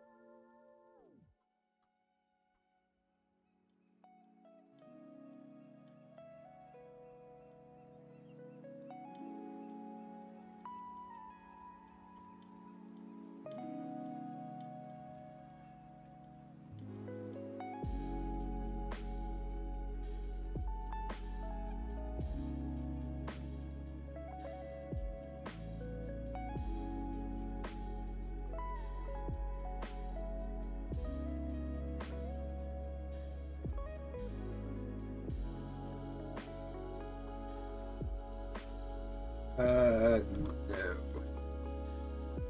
That's not right. Okay, that's better. Did I bring the cursor lower? No, I had it.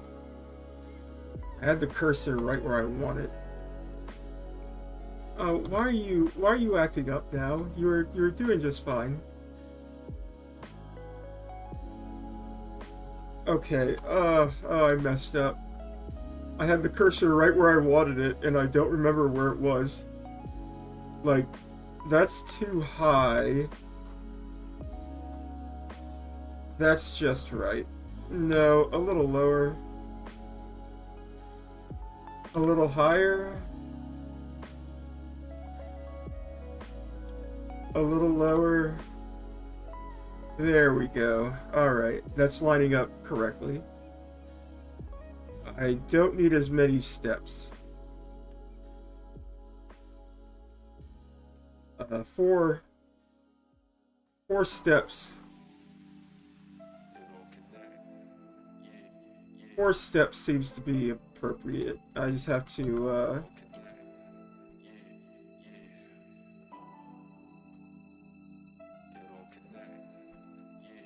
what I can do is increase the size of these.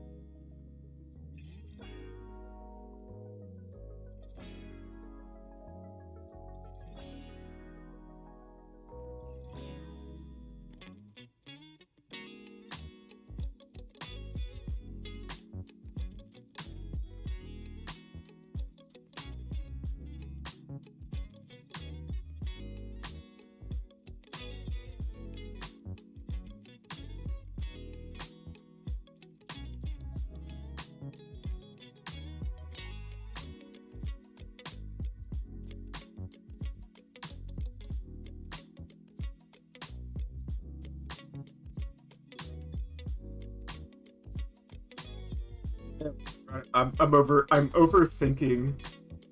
I'm overthinking a prop that is only going to exist in my game's splash screen.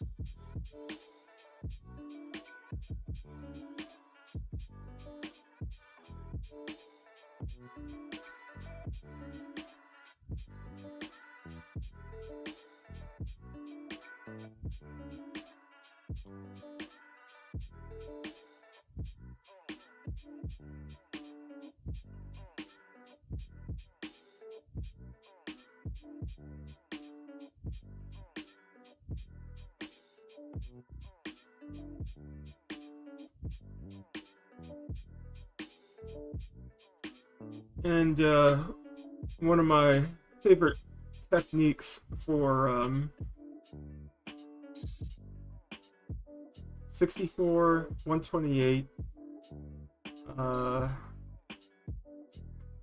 256. Okay, yeah, this is a 256 by 256. Um,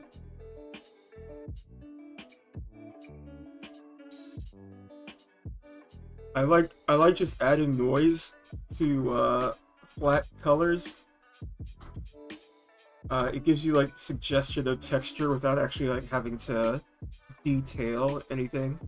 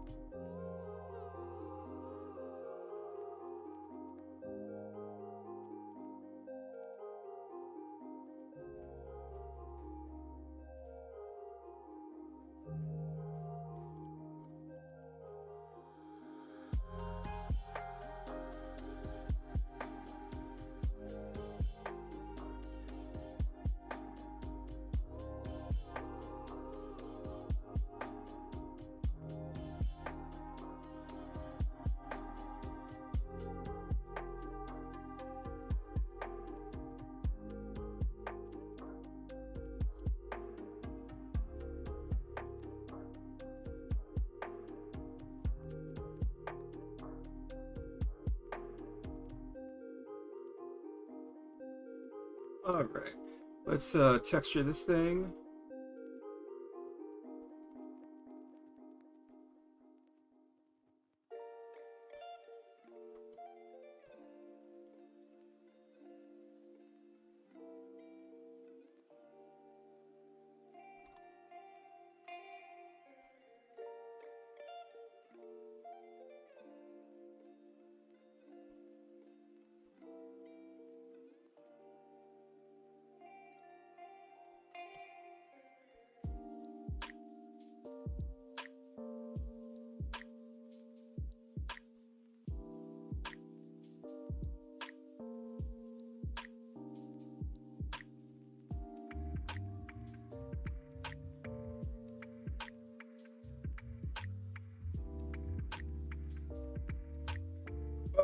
Ear is itchy. Ooh, itchy ear. Ah.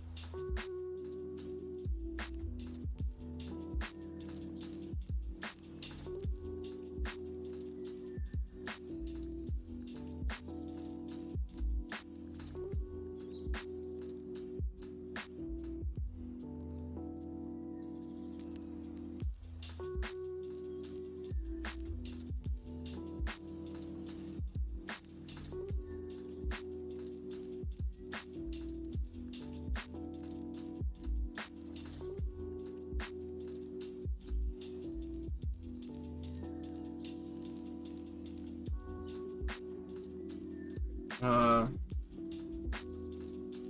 TV tray's a lot wider than I remember it being.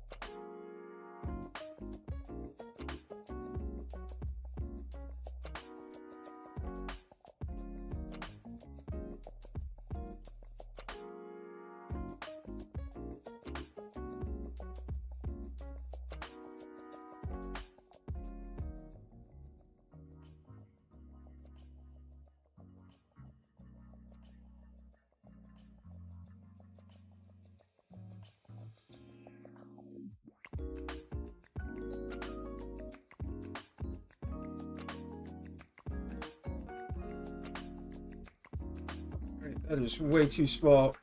Or it's possible that my TV mesh is just way too big. I do like to, I prefer to keep all of my assets a consistent size. Because I do want to sell these as an asset pack someday.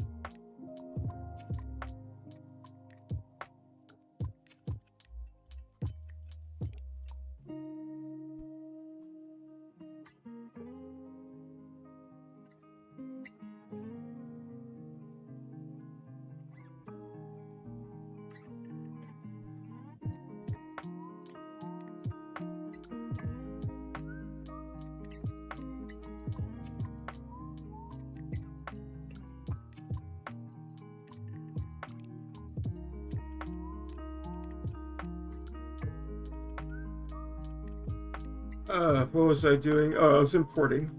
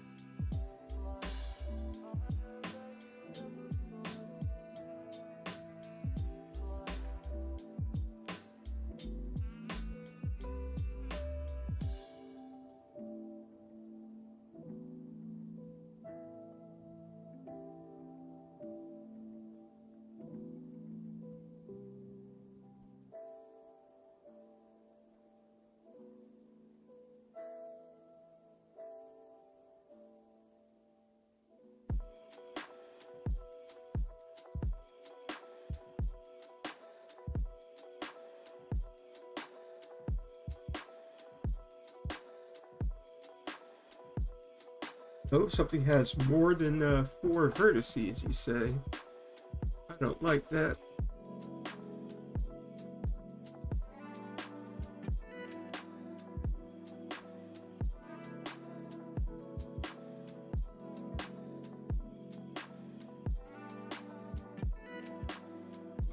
No ungons. I'm anti-ungon.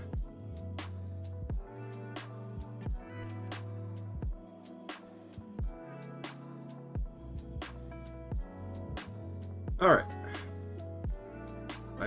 I feel good about exporting this.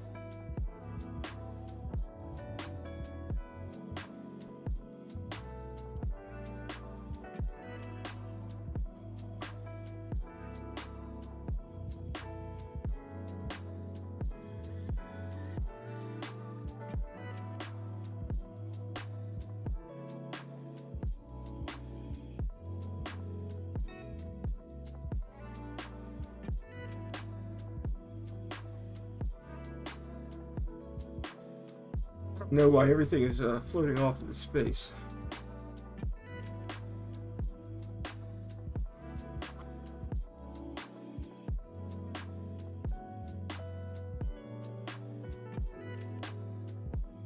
So the TV tray can stand to be a little smaller.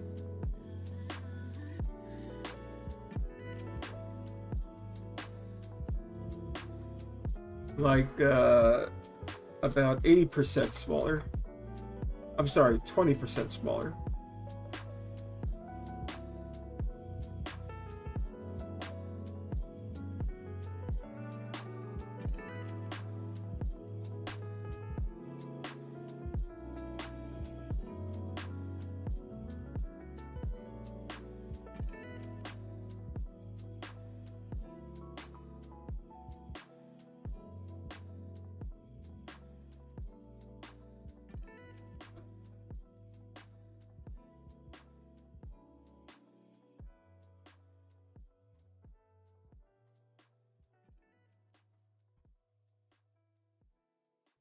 Okay, all right. Thank you for cooperating with me, Unity.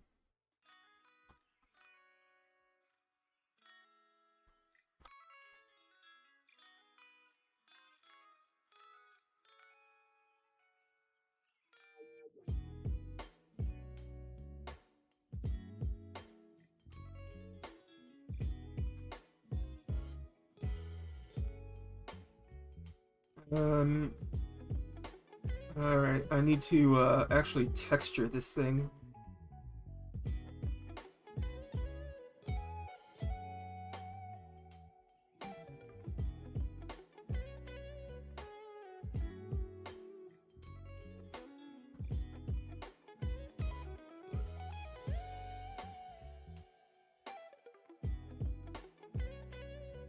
I'm trying to get better about organization. Because when you've been working on something for 3 or 4 years, it tends to balloon out of control.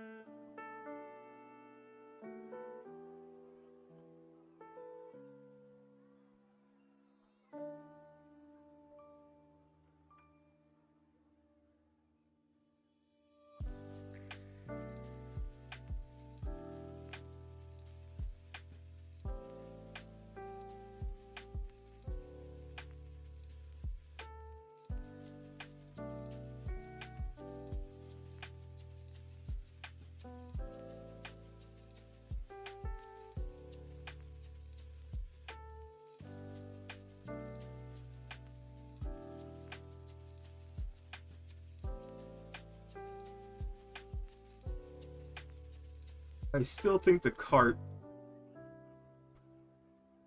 is larger than it should be. So I'm just going to go back and shrink it by about...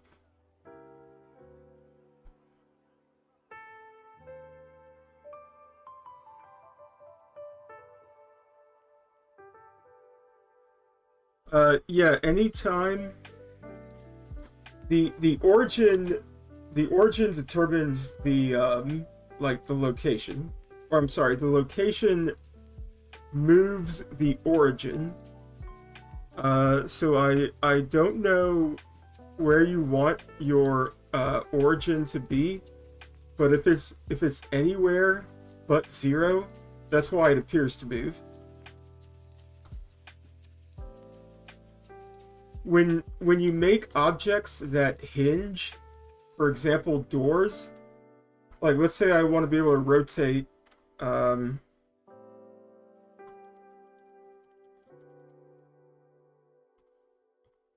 going to do cursor to selected and then origin to cursor. Like if I want to be able to rotate the object at this pivot, I cannot reset the location. I just can't. You have to maintain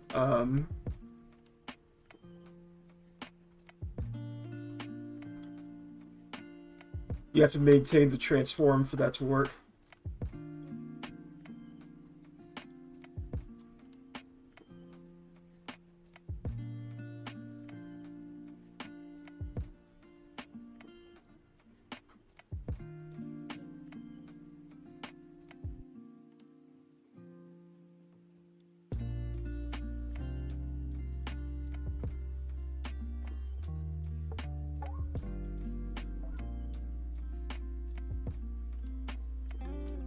The only time, so you definitely want to apply rotation. I always apply rotation. I always apply scale. I generally always apply location unless I need like a specific pivot point, specifically for doors. If you want doors to open at the hinge, you have to set their origin at the pivot point and then don't apply it.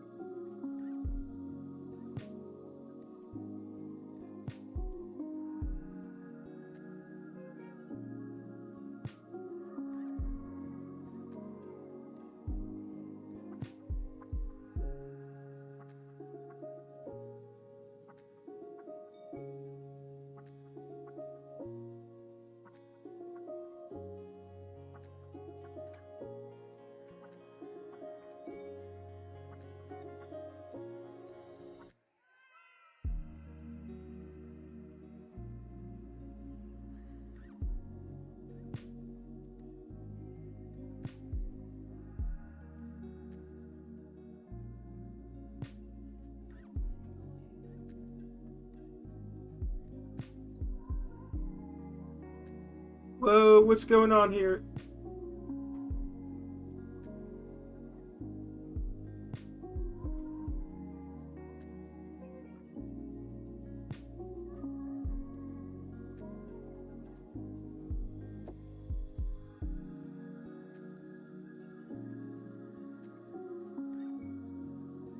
Fine, I won't disable the cursor. Because you're clearly upset about that.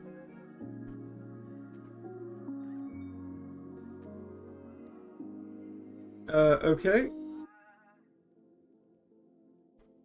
This has not happened before. So I get to do more troubleshooting.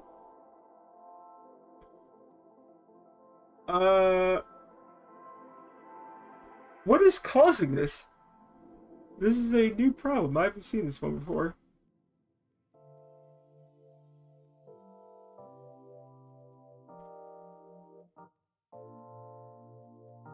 Okay, so there are no issues in my test screen. So that means whatever was going on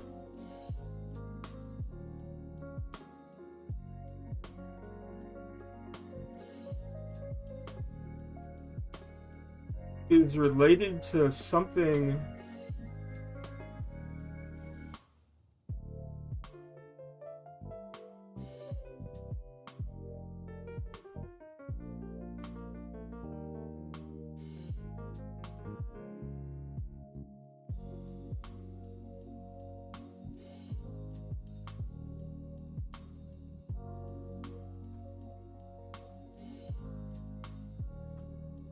I'm gonna disable this object and see if that fixes the problem.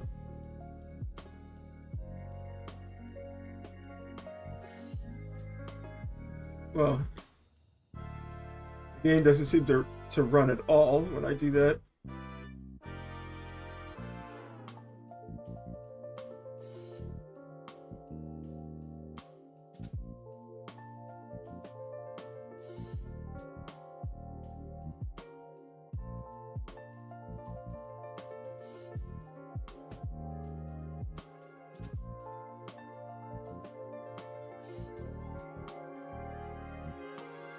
Can I create a prefab of this game engine and just like import it into the scene?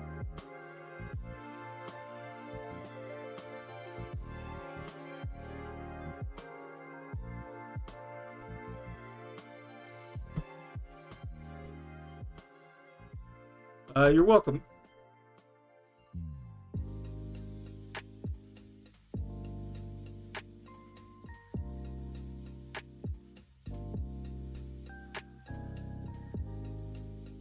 No, what is going on? Why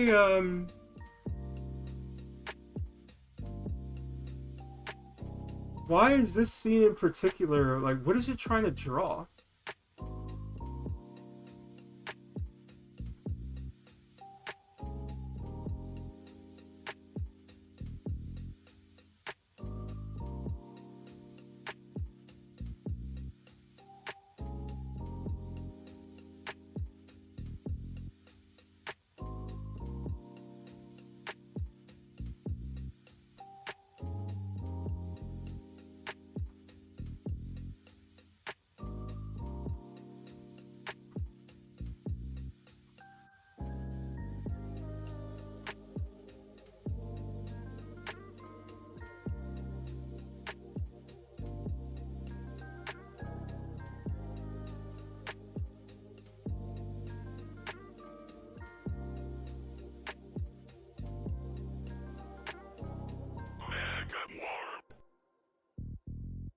Alright, great, thanks. I wasn't even watching. Did I still get that, like, weird error? Okay, no.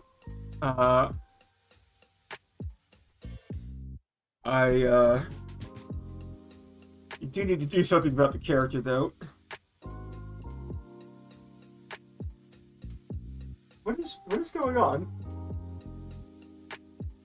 Oh, okay. I've got my cat rubbing against my leg on the left. I think he's telling me I need to stop streaming. And I've got my headphone cable rubbing me on the right.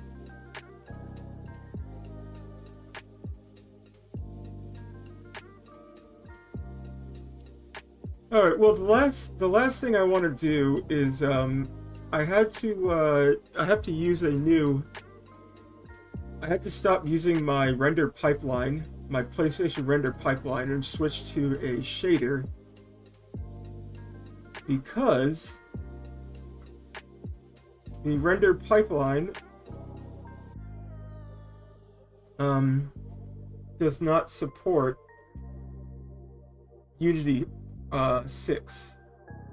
It's very sad to see it go, but it is basically forcing me to like reevaluate my project as a whole.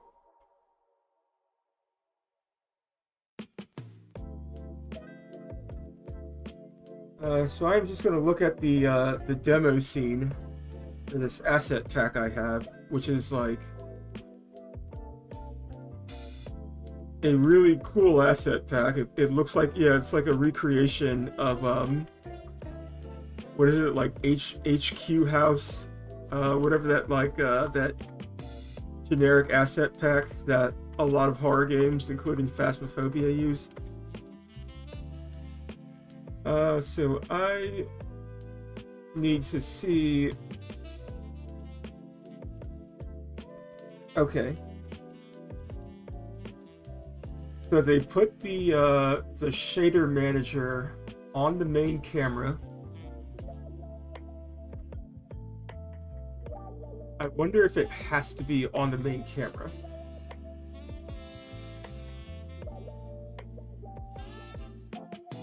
If I can like attach it, if I can attach it instead to a game object.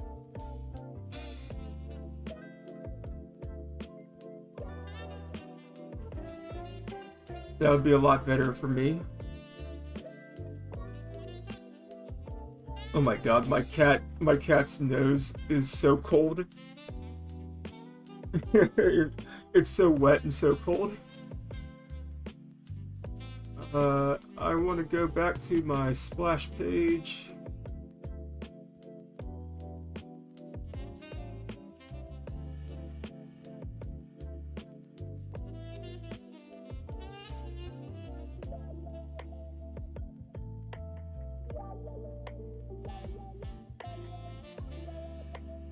Okay, good news is that I don't think I have to attach it to the camera itself.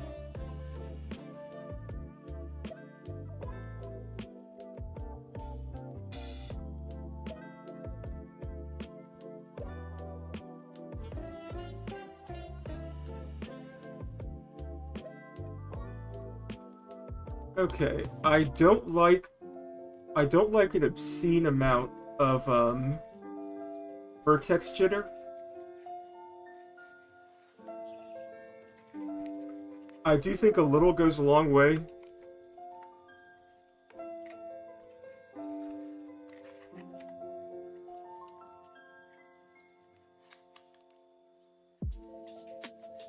So I'm going to keep the warping factor to about 0.1.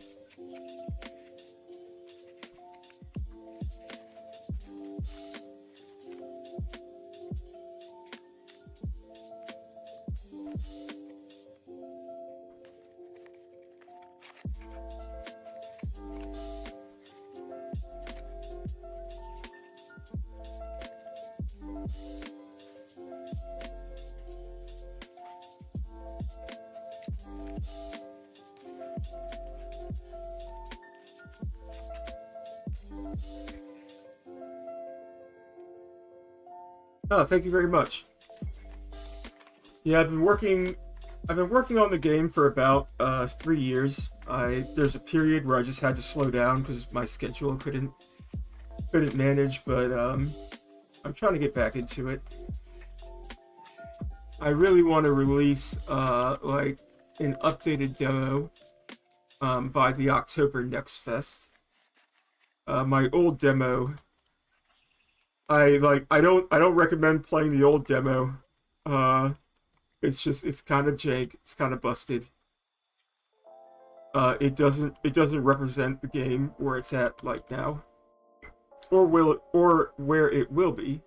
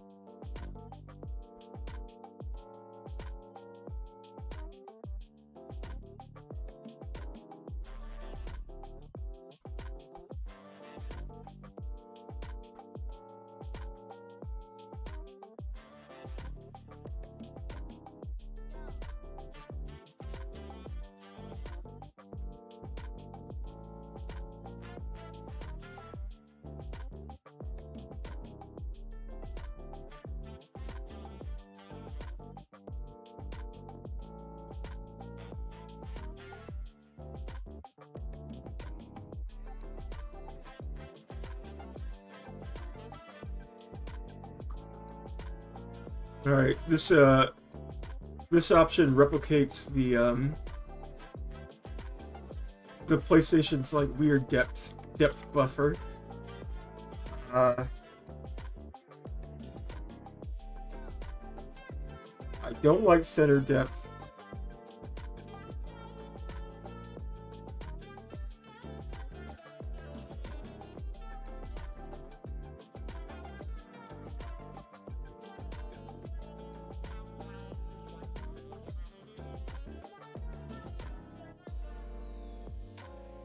I am not a full-time dev. I have a full-time job. If I was a full-time...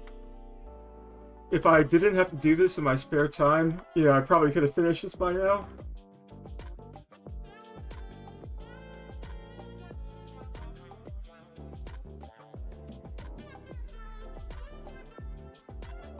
Do you have a Steam page?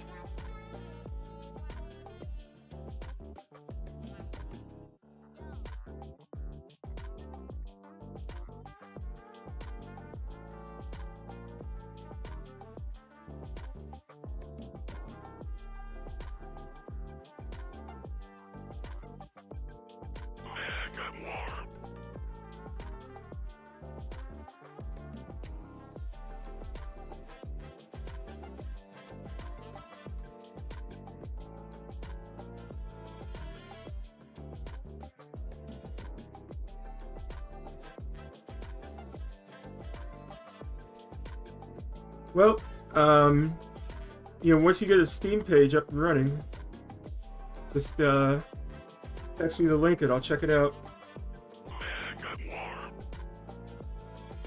Alright, I'm gonna add some overhead lighting.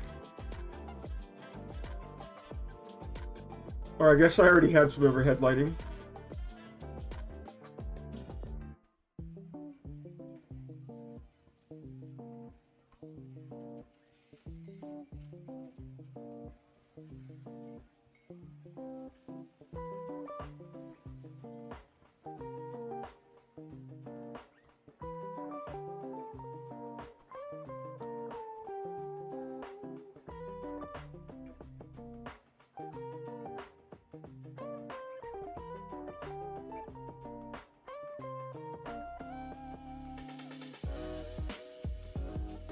I want a spotlight.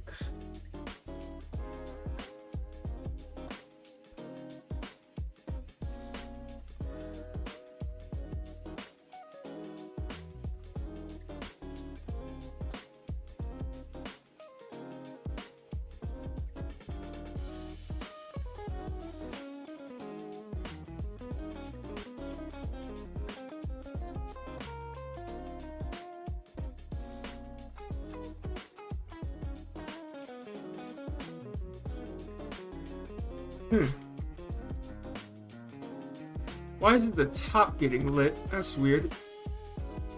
Oh, okay. It's like a weird, spot angle thing.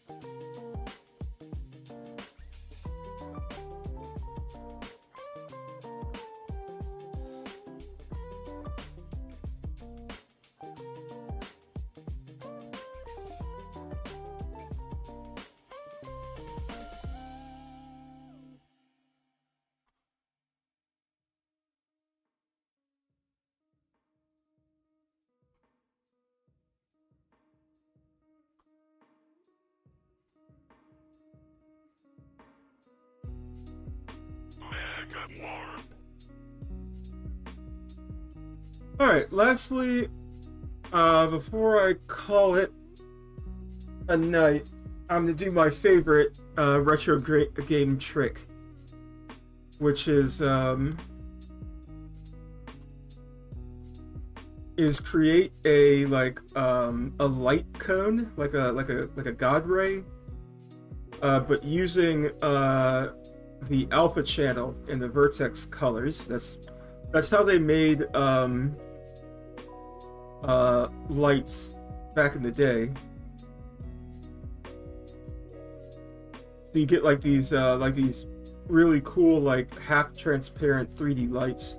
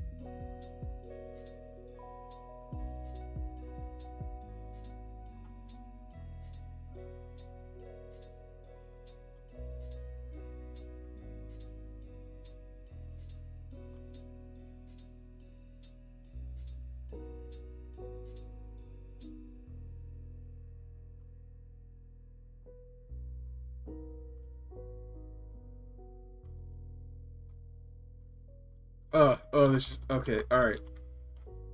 Let's add subdivisions first. You need subdivisions to work with. No. Okay. All right. I feel like I'm overcomplicating this because I'm a little tired.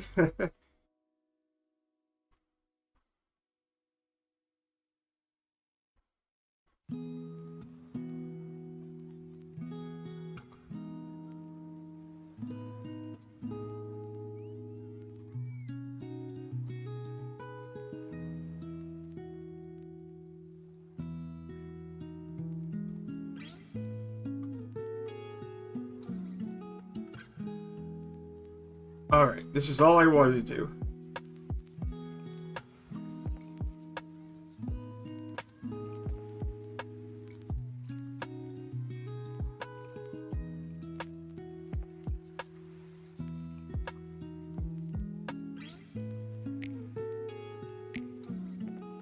Yes, space edge loops evenly.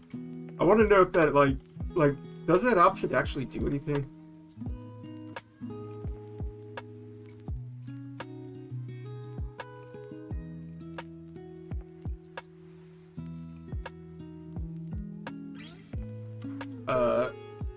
It doesn't appear so.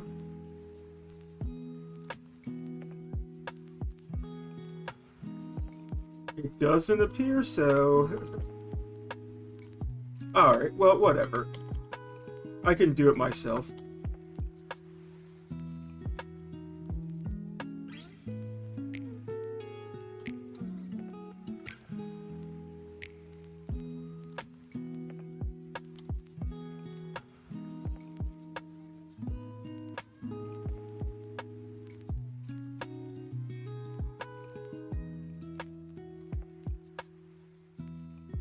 So if I go to, I think it's, color properties.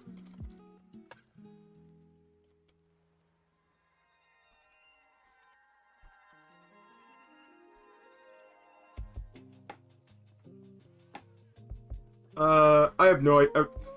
Time to research. Time to research.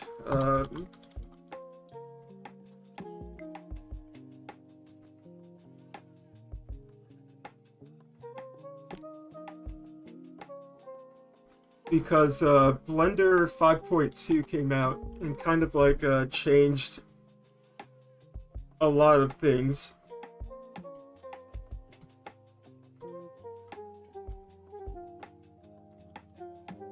So I don't know what the vertex paint option is called anymore.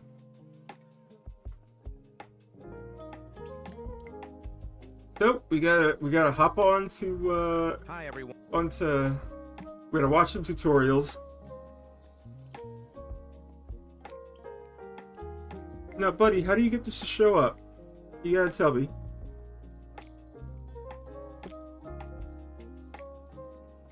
Color attribute, that's right.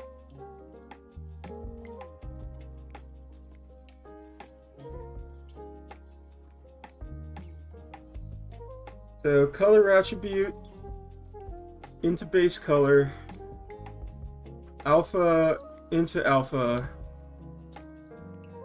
and now I can go to vertex paint, select the whole thing, and what I want to do is erase the alpha. And I also need to come down here and set the rendered method to blended. Yeah, there we go. Okay.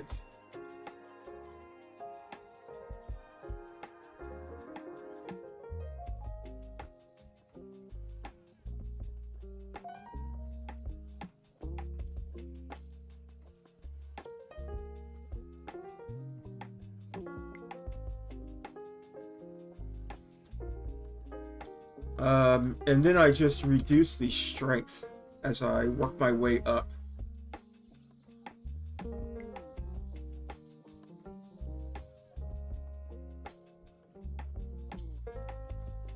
So I'm noticing that the new version of Blender,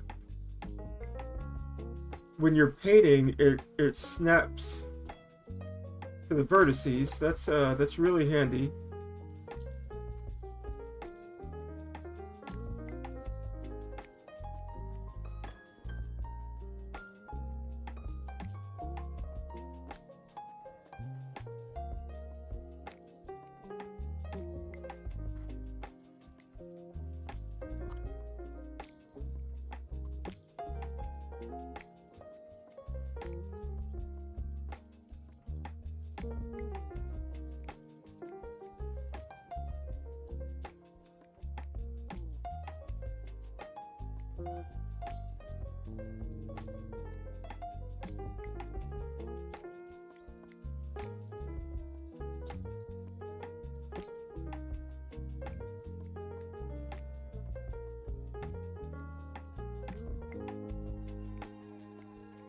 Okay, let's bring in the model I just created.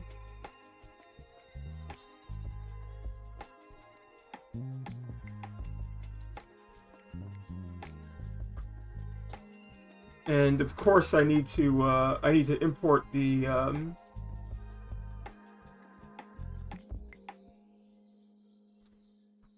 need the proper material.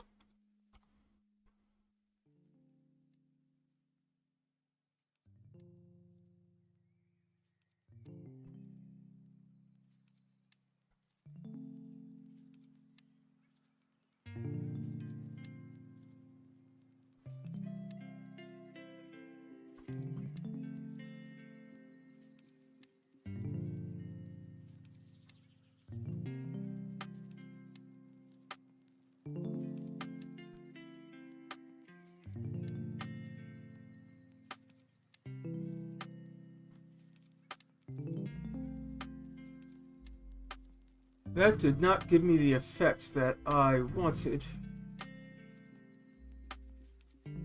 Do I want... No, I don't want unlit transparent. I want it to be lit.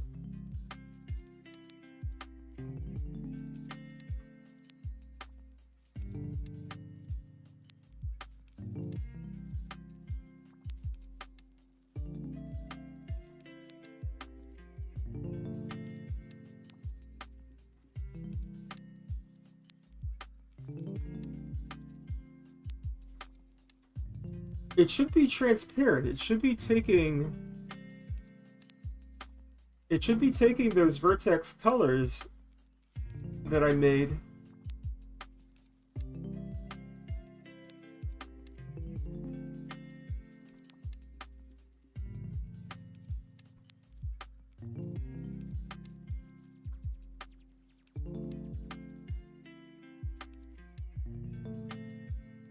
Maybe I do need to put the post-process effect on the main camera.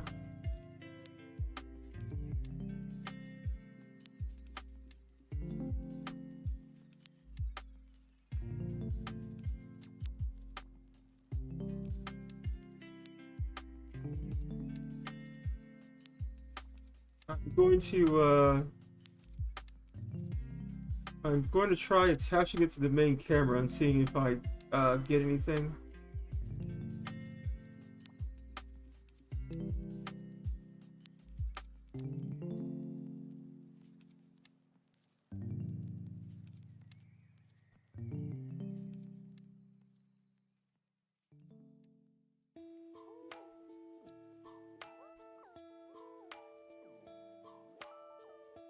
Yo,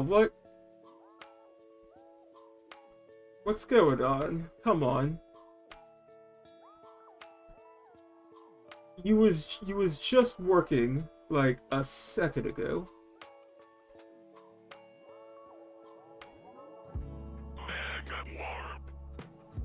Alright. I'm gonna pause it and see if I can tweak some settings.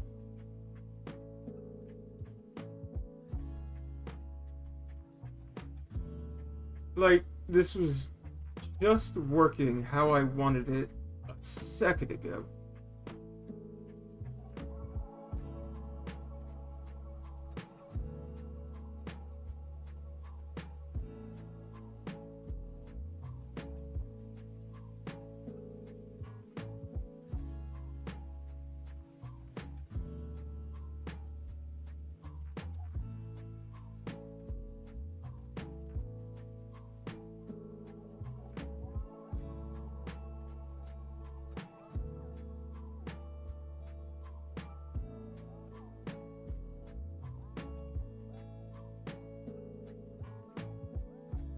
Alright. I'm gonna remove the on start. I just want to see like how this shader script. Okay, alright, so it is working. I don't need to attach it. I don't need to attach it to the camera. That's great. Now I need to figure out why it's not taking the alpha value of like it should be taking the alpha value that I set in here. It should be taking the alpha value that I set on the model itself and applying it to the model in game, but it's not doing that.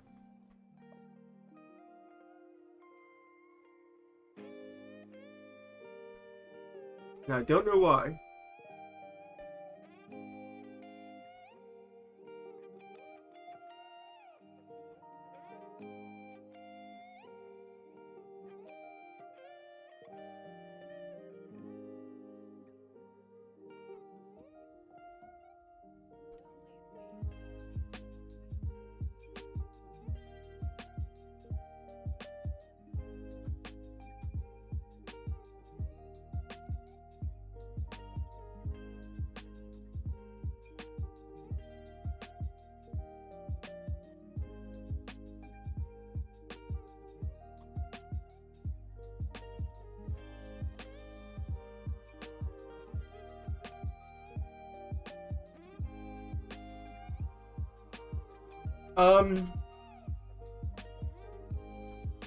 Oh, this project is using the built-in render pipeline.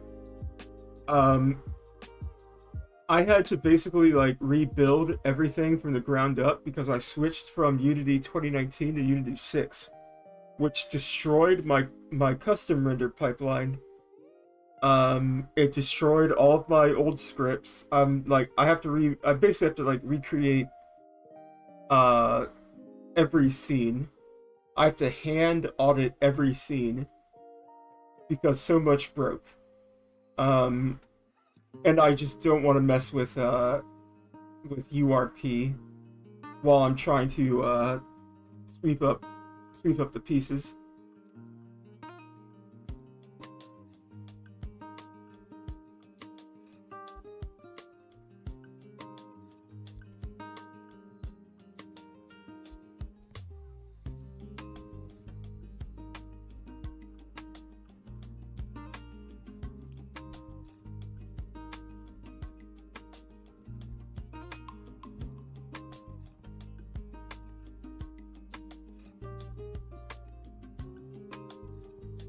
Yeah, I have a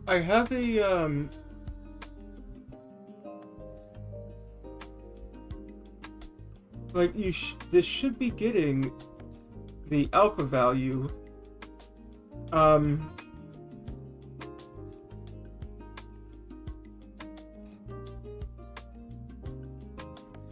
Like, are there any examples in the demo scene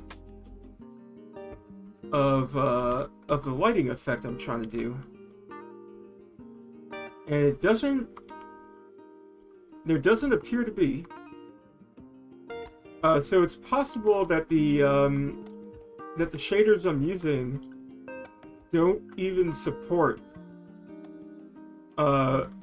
using like the alpha channel from the vertices, which just means I'm gonna have to like spend some time digging through the files and modifying it myself. Which is, you know, I'm comfortable with doing. I just wish I could have, I wish I could have done this, like, on stream. I've been streaming for, going on, about 4 hours now. I haven't even eaten dinner. My cat's rubbing up against me. He's telling me to stop. I am pleased with the amount of work I was able to get done. I actually managed to, get both point-and-click controls and a controller, gamepad support. I just need to make a script that switches them automatically when it detects the input. But, like, you know, this hasn't been a wasted day. I got a huge milestone done. And it's gonna be slow going because I have to rebuild everything. I have to test every material.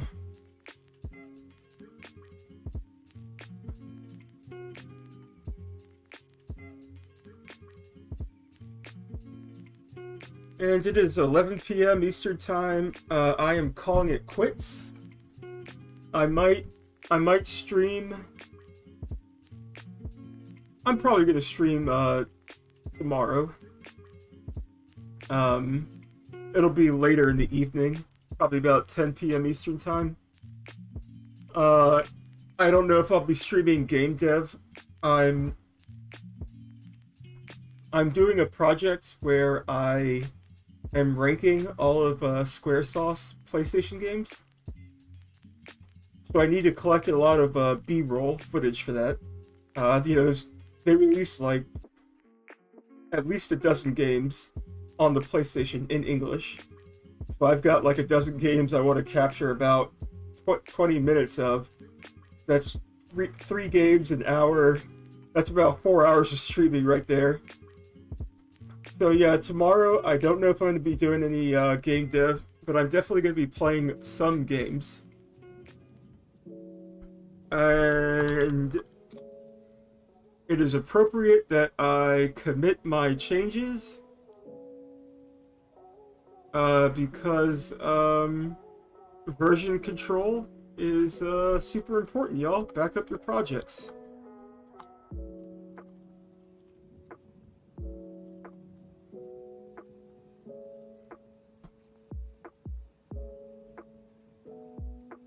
Anyway, thank you to everybody who tuned in. I will be back. I'll be back when I'm back. Peace out.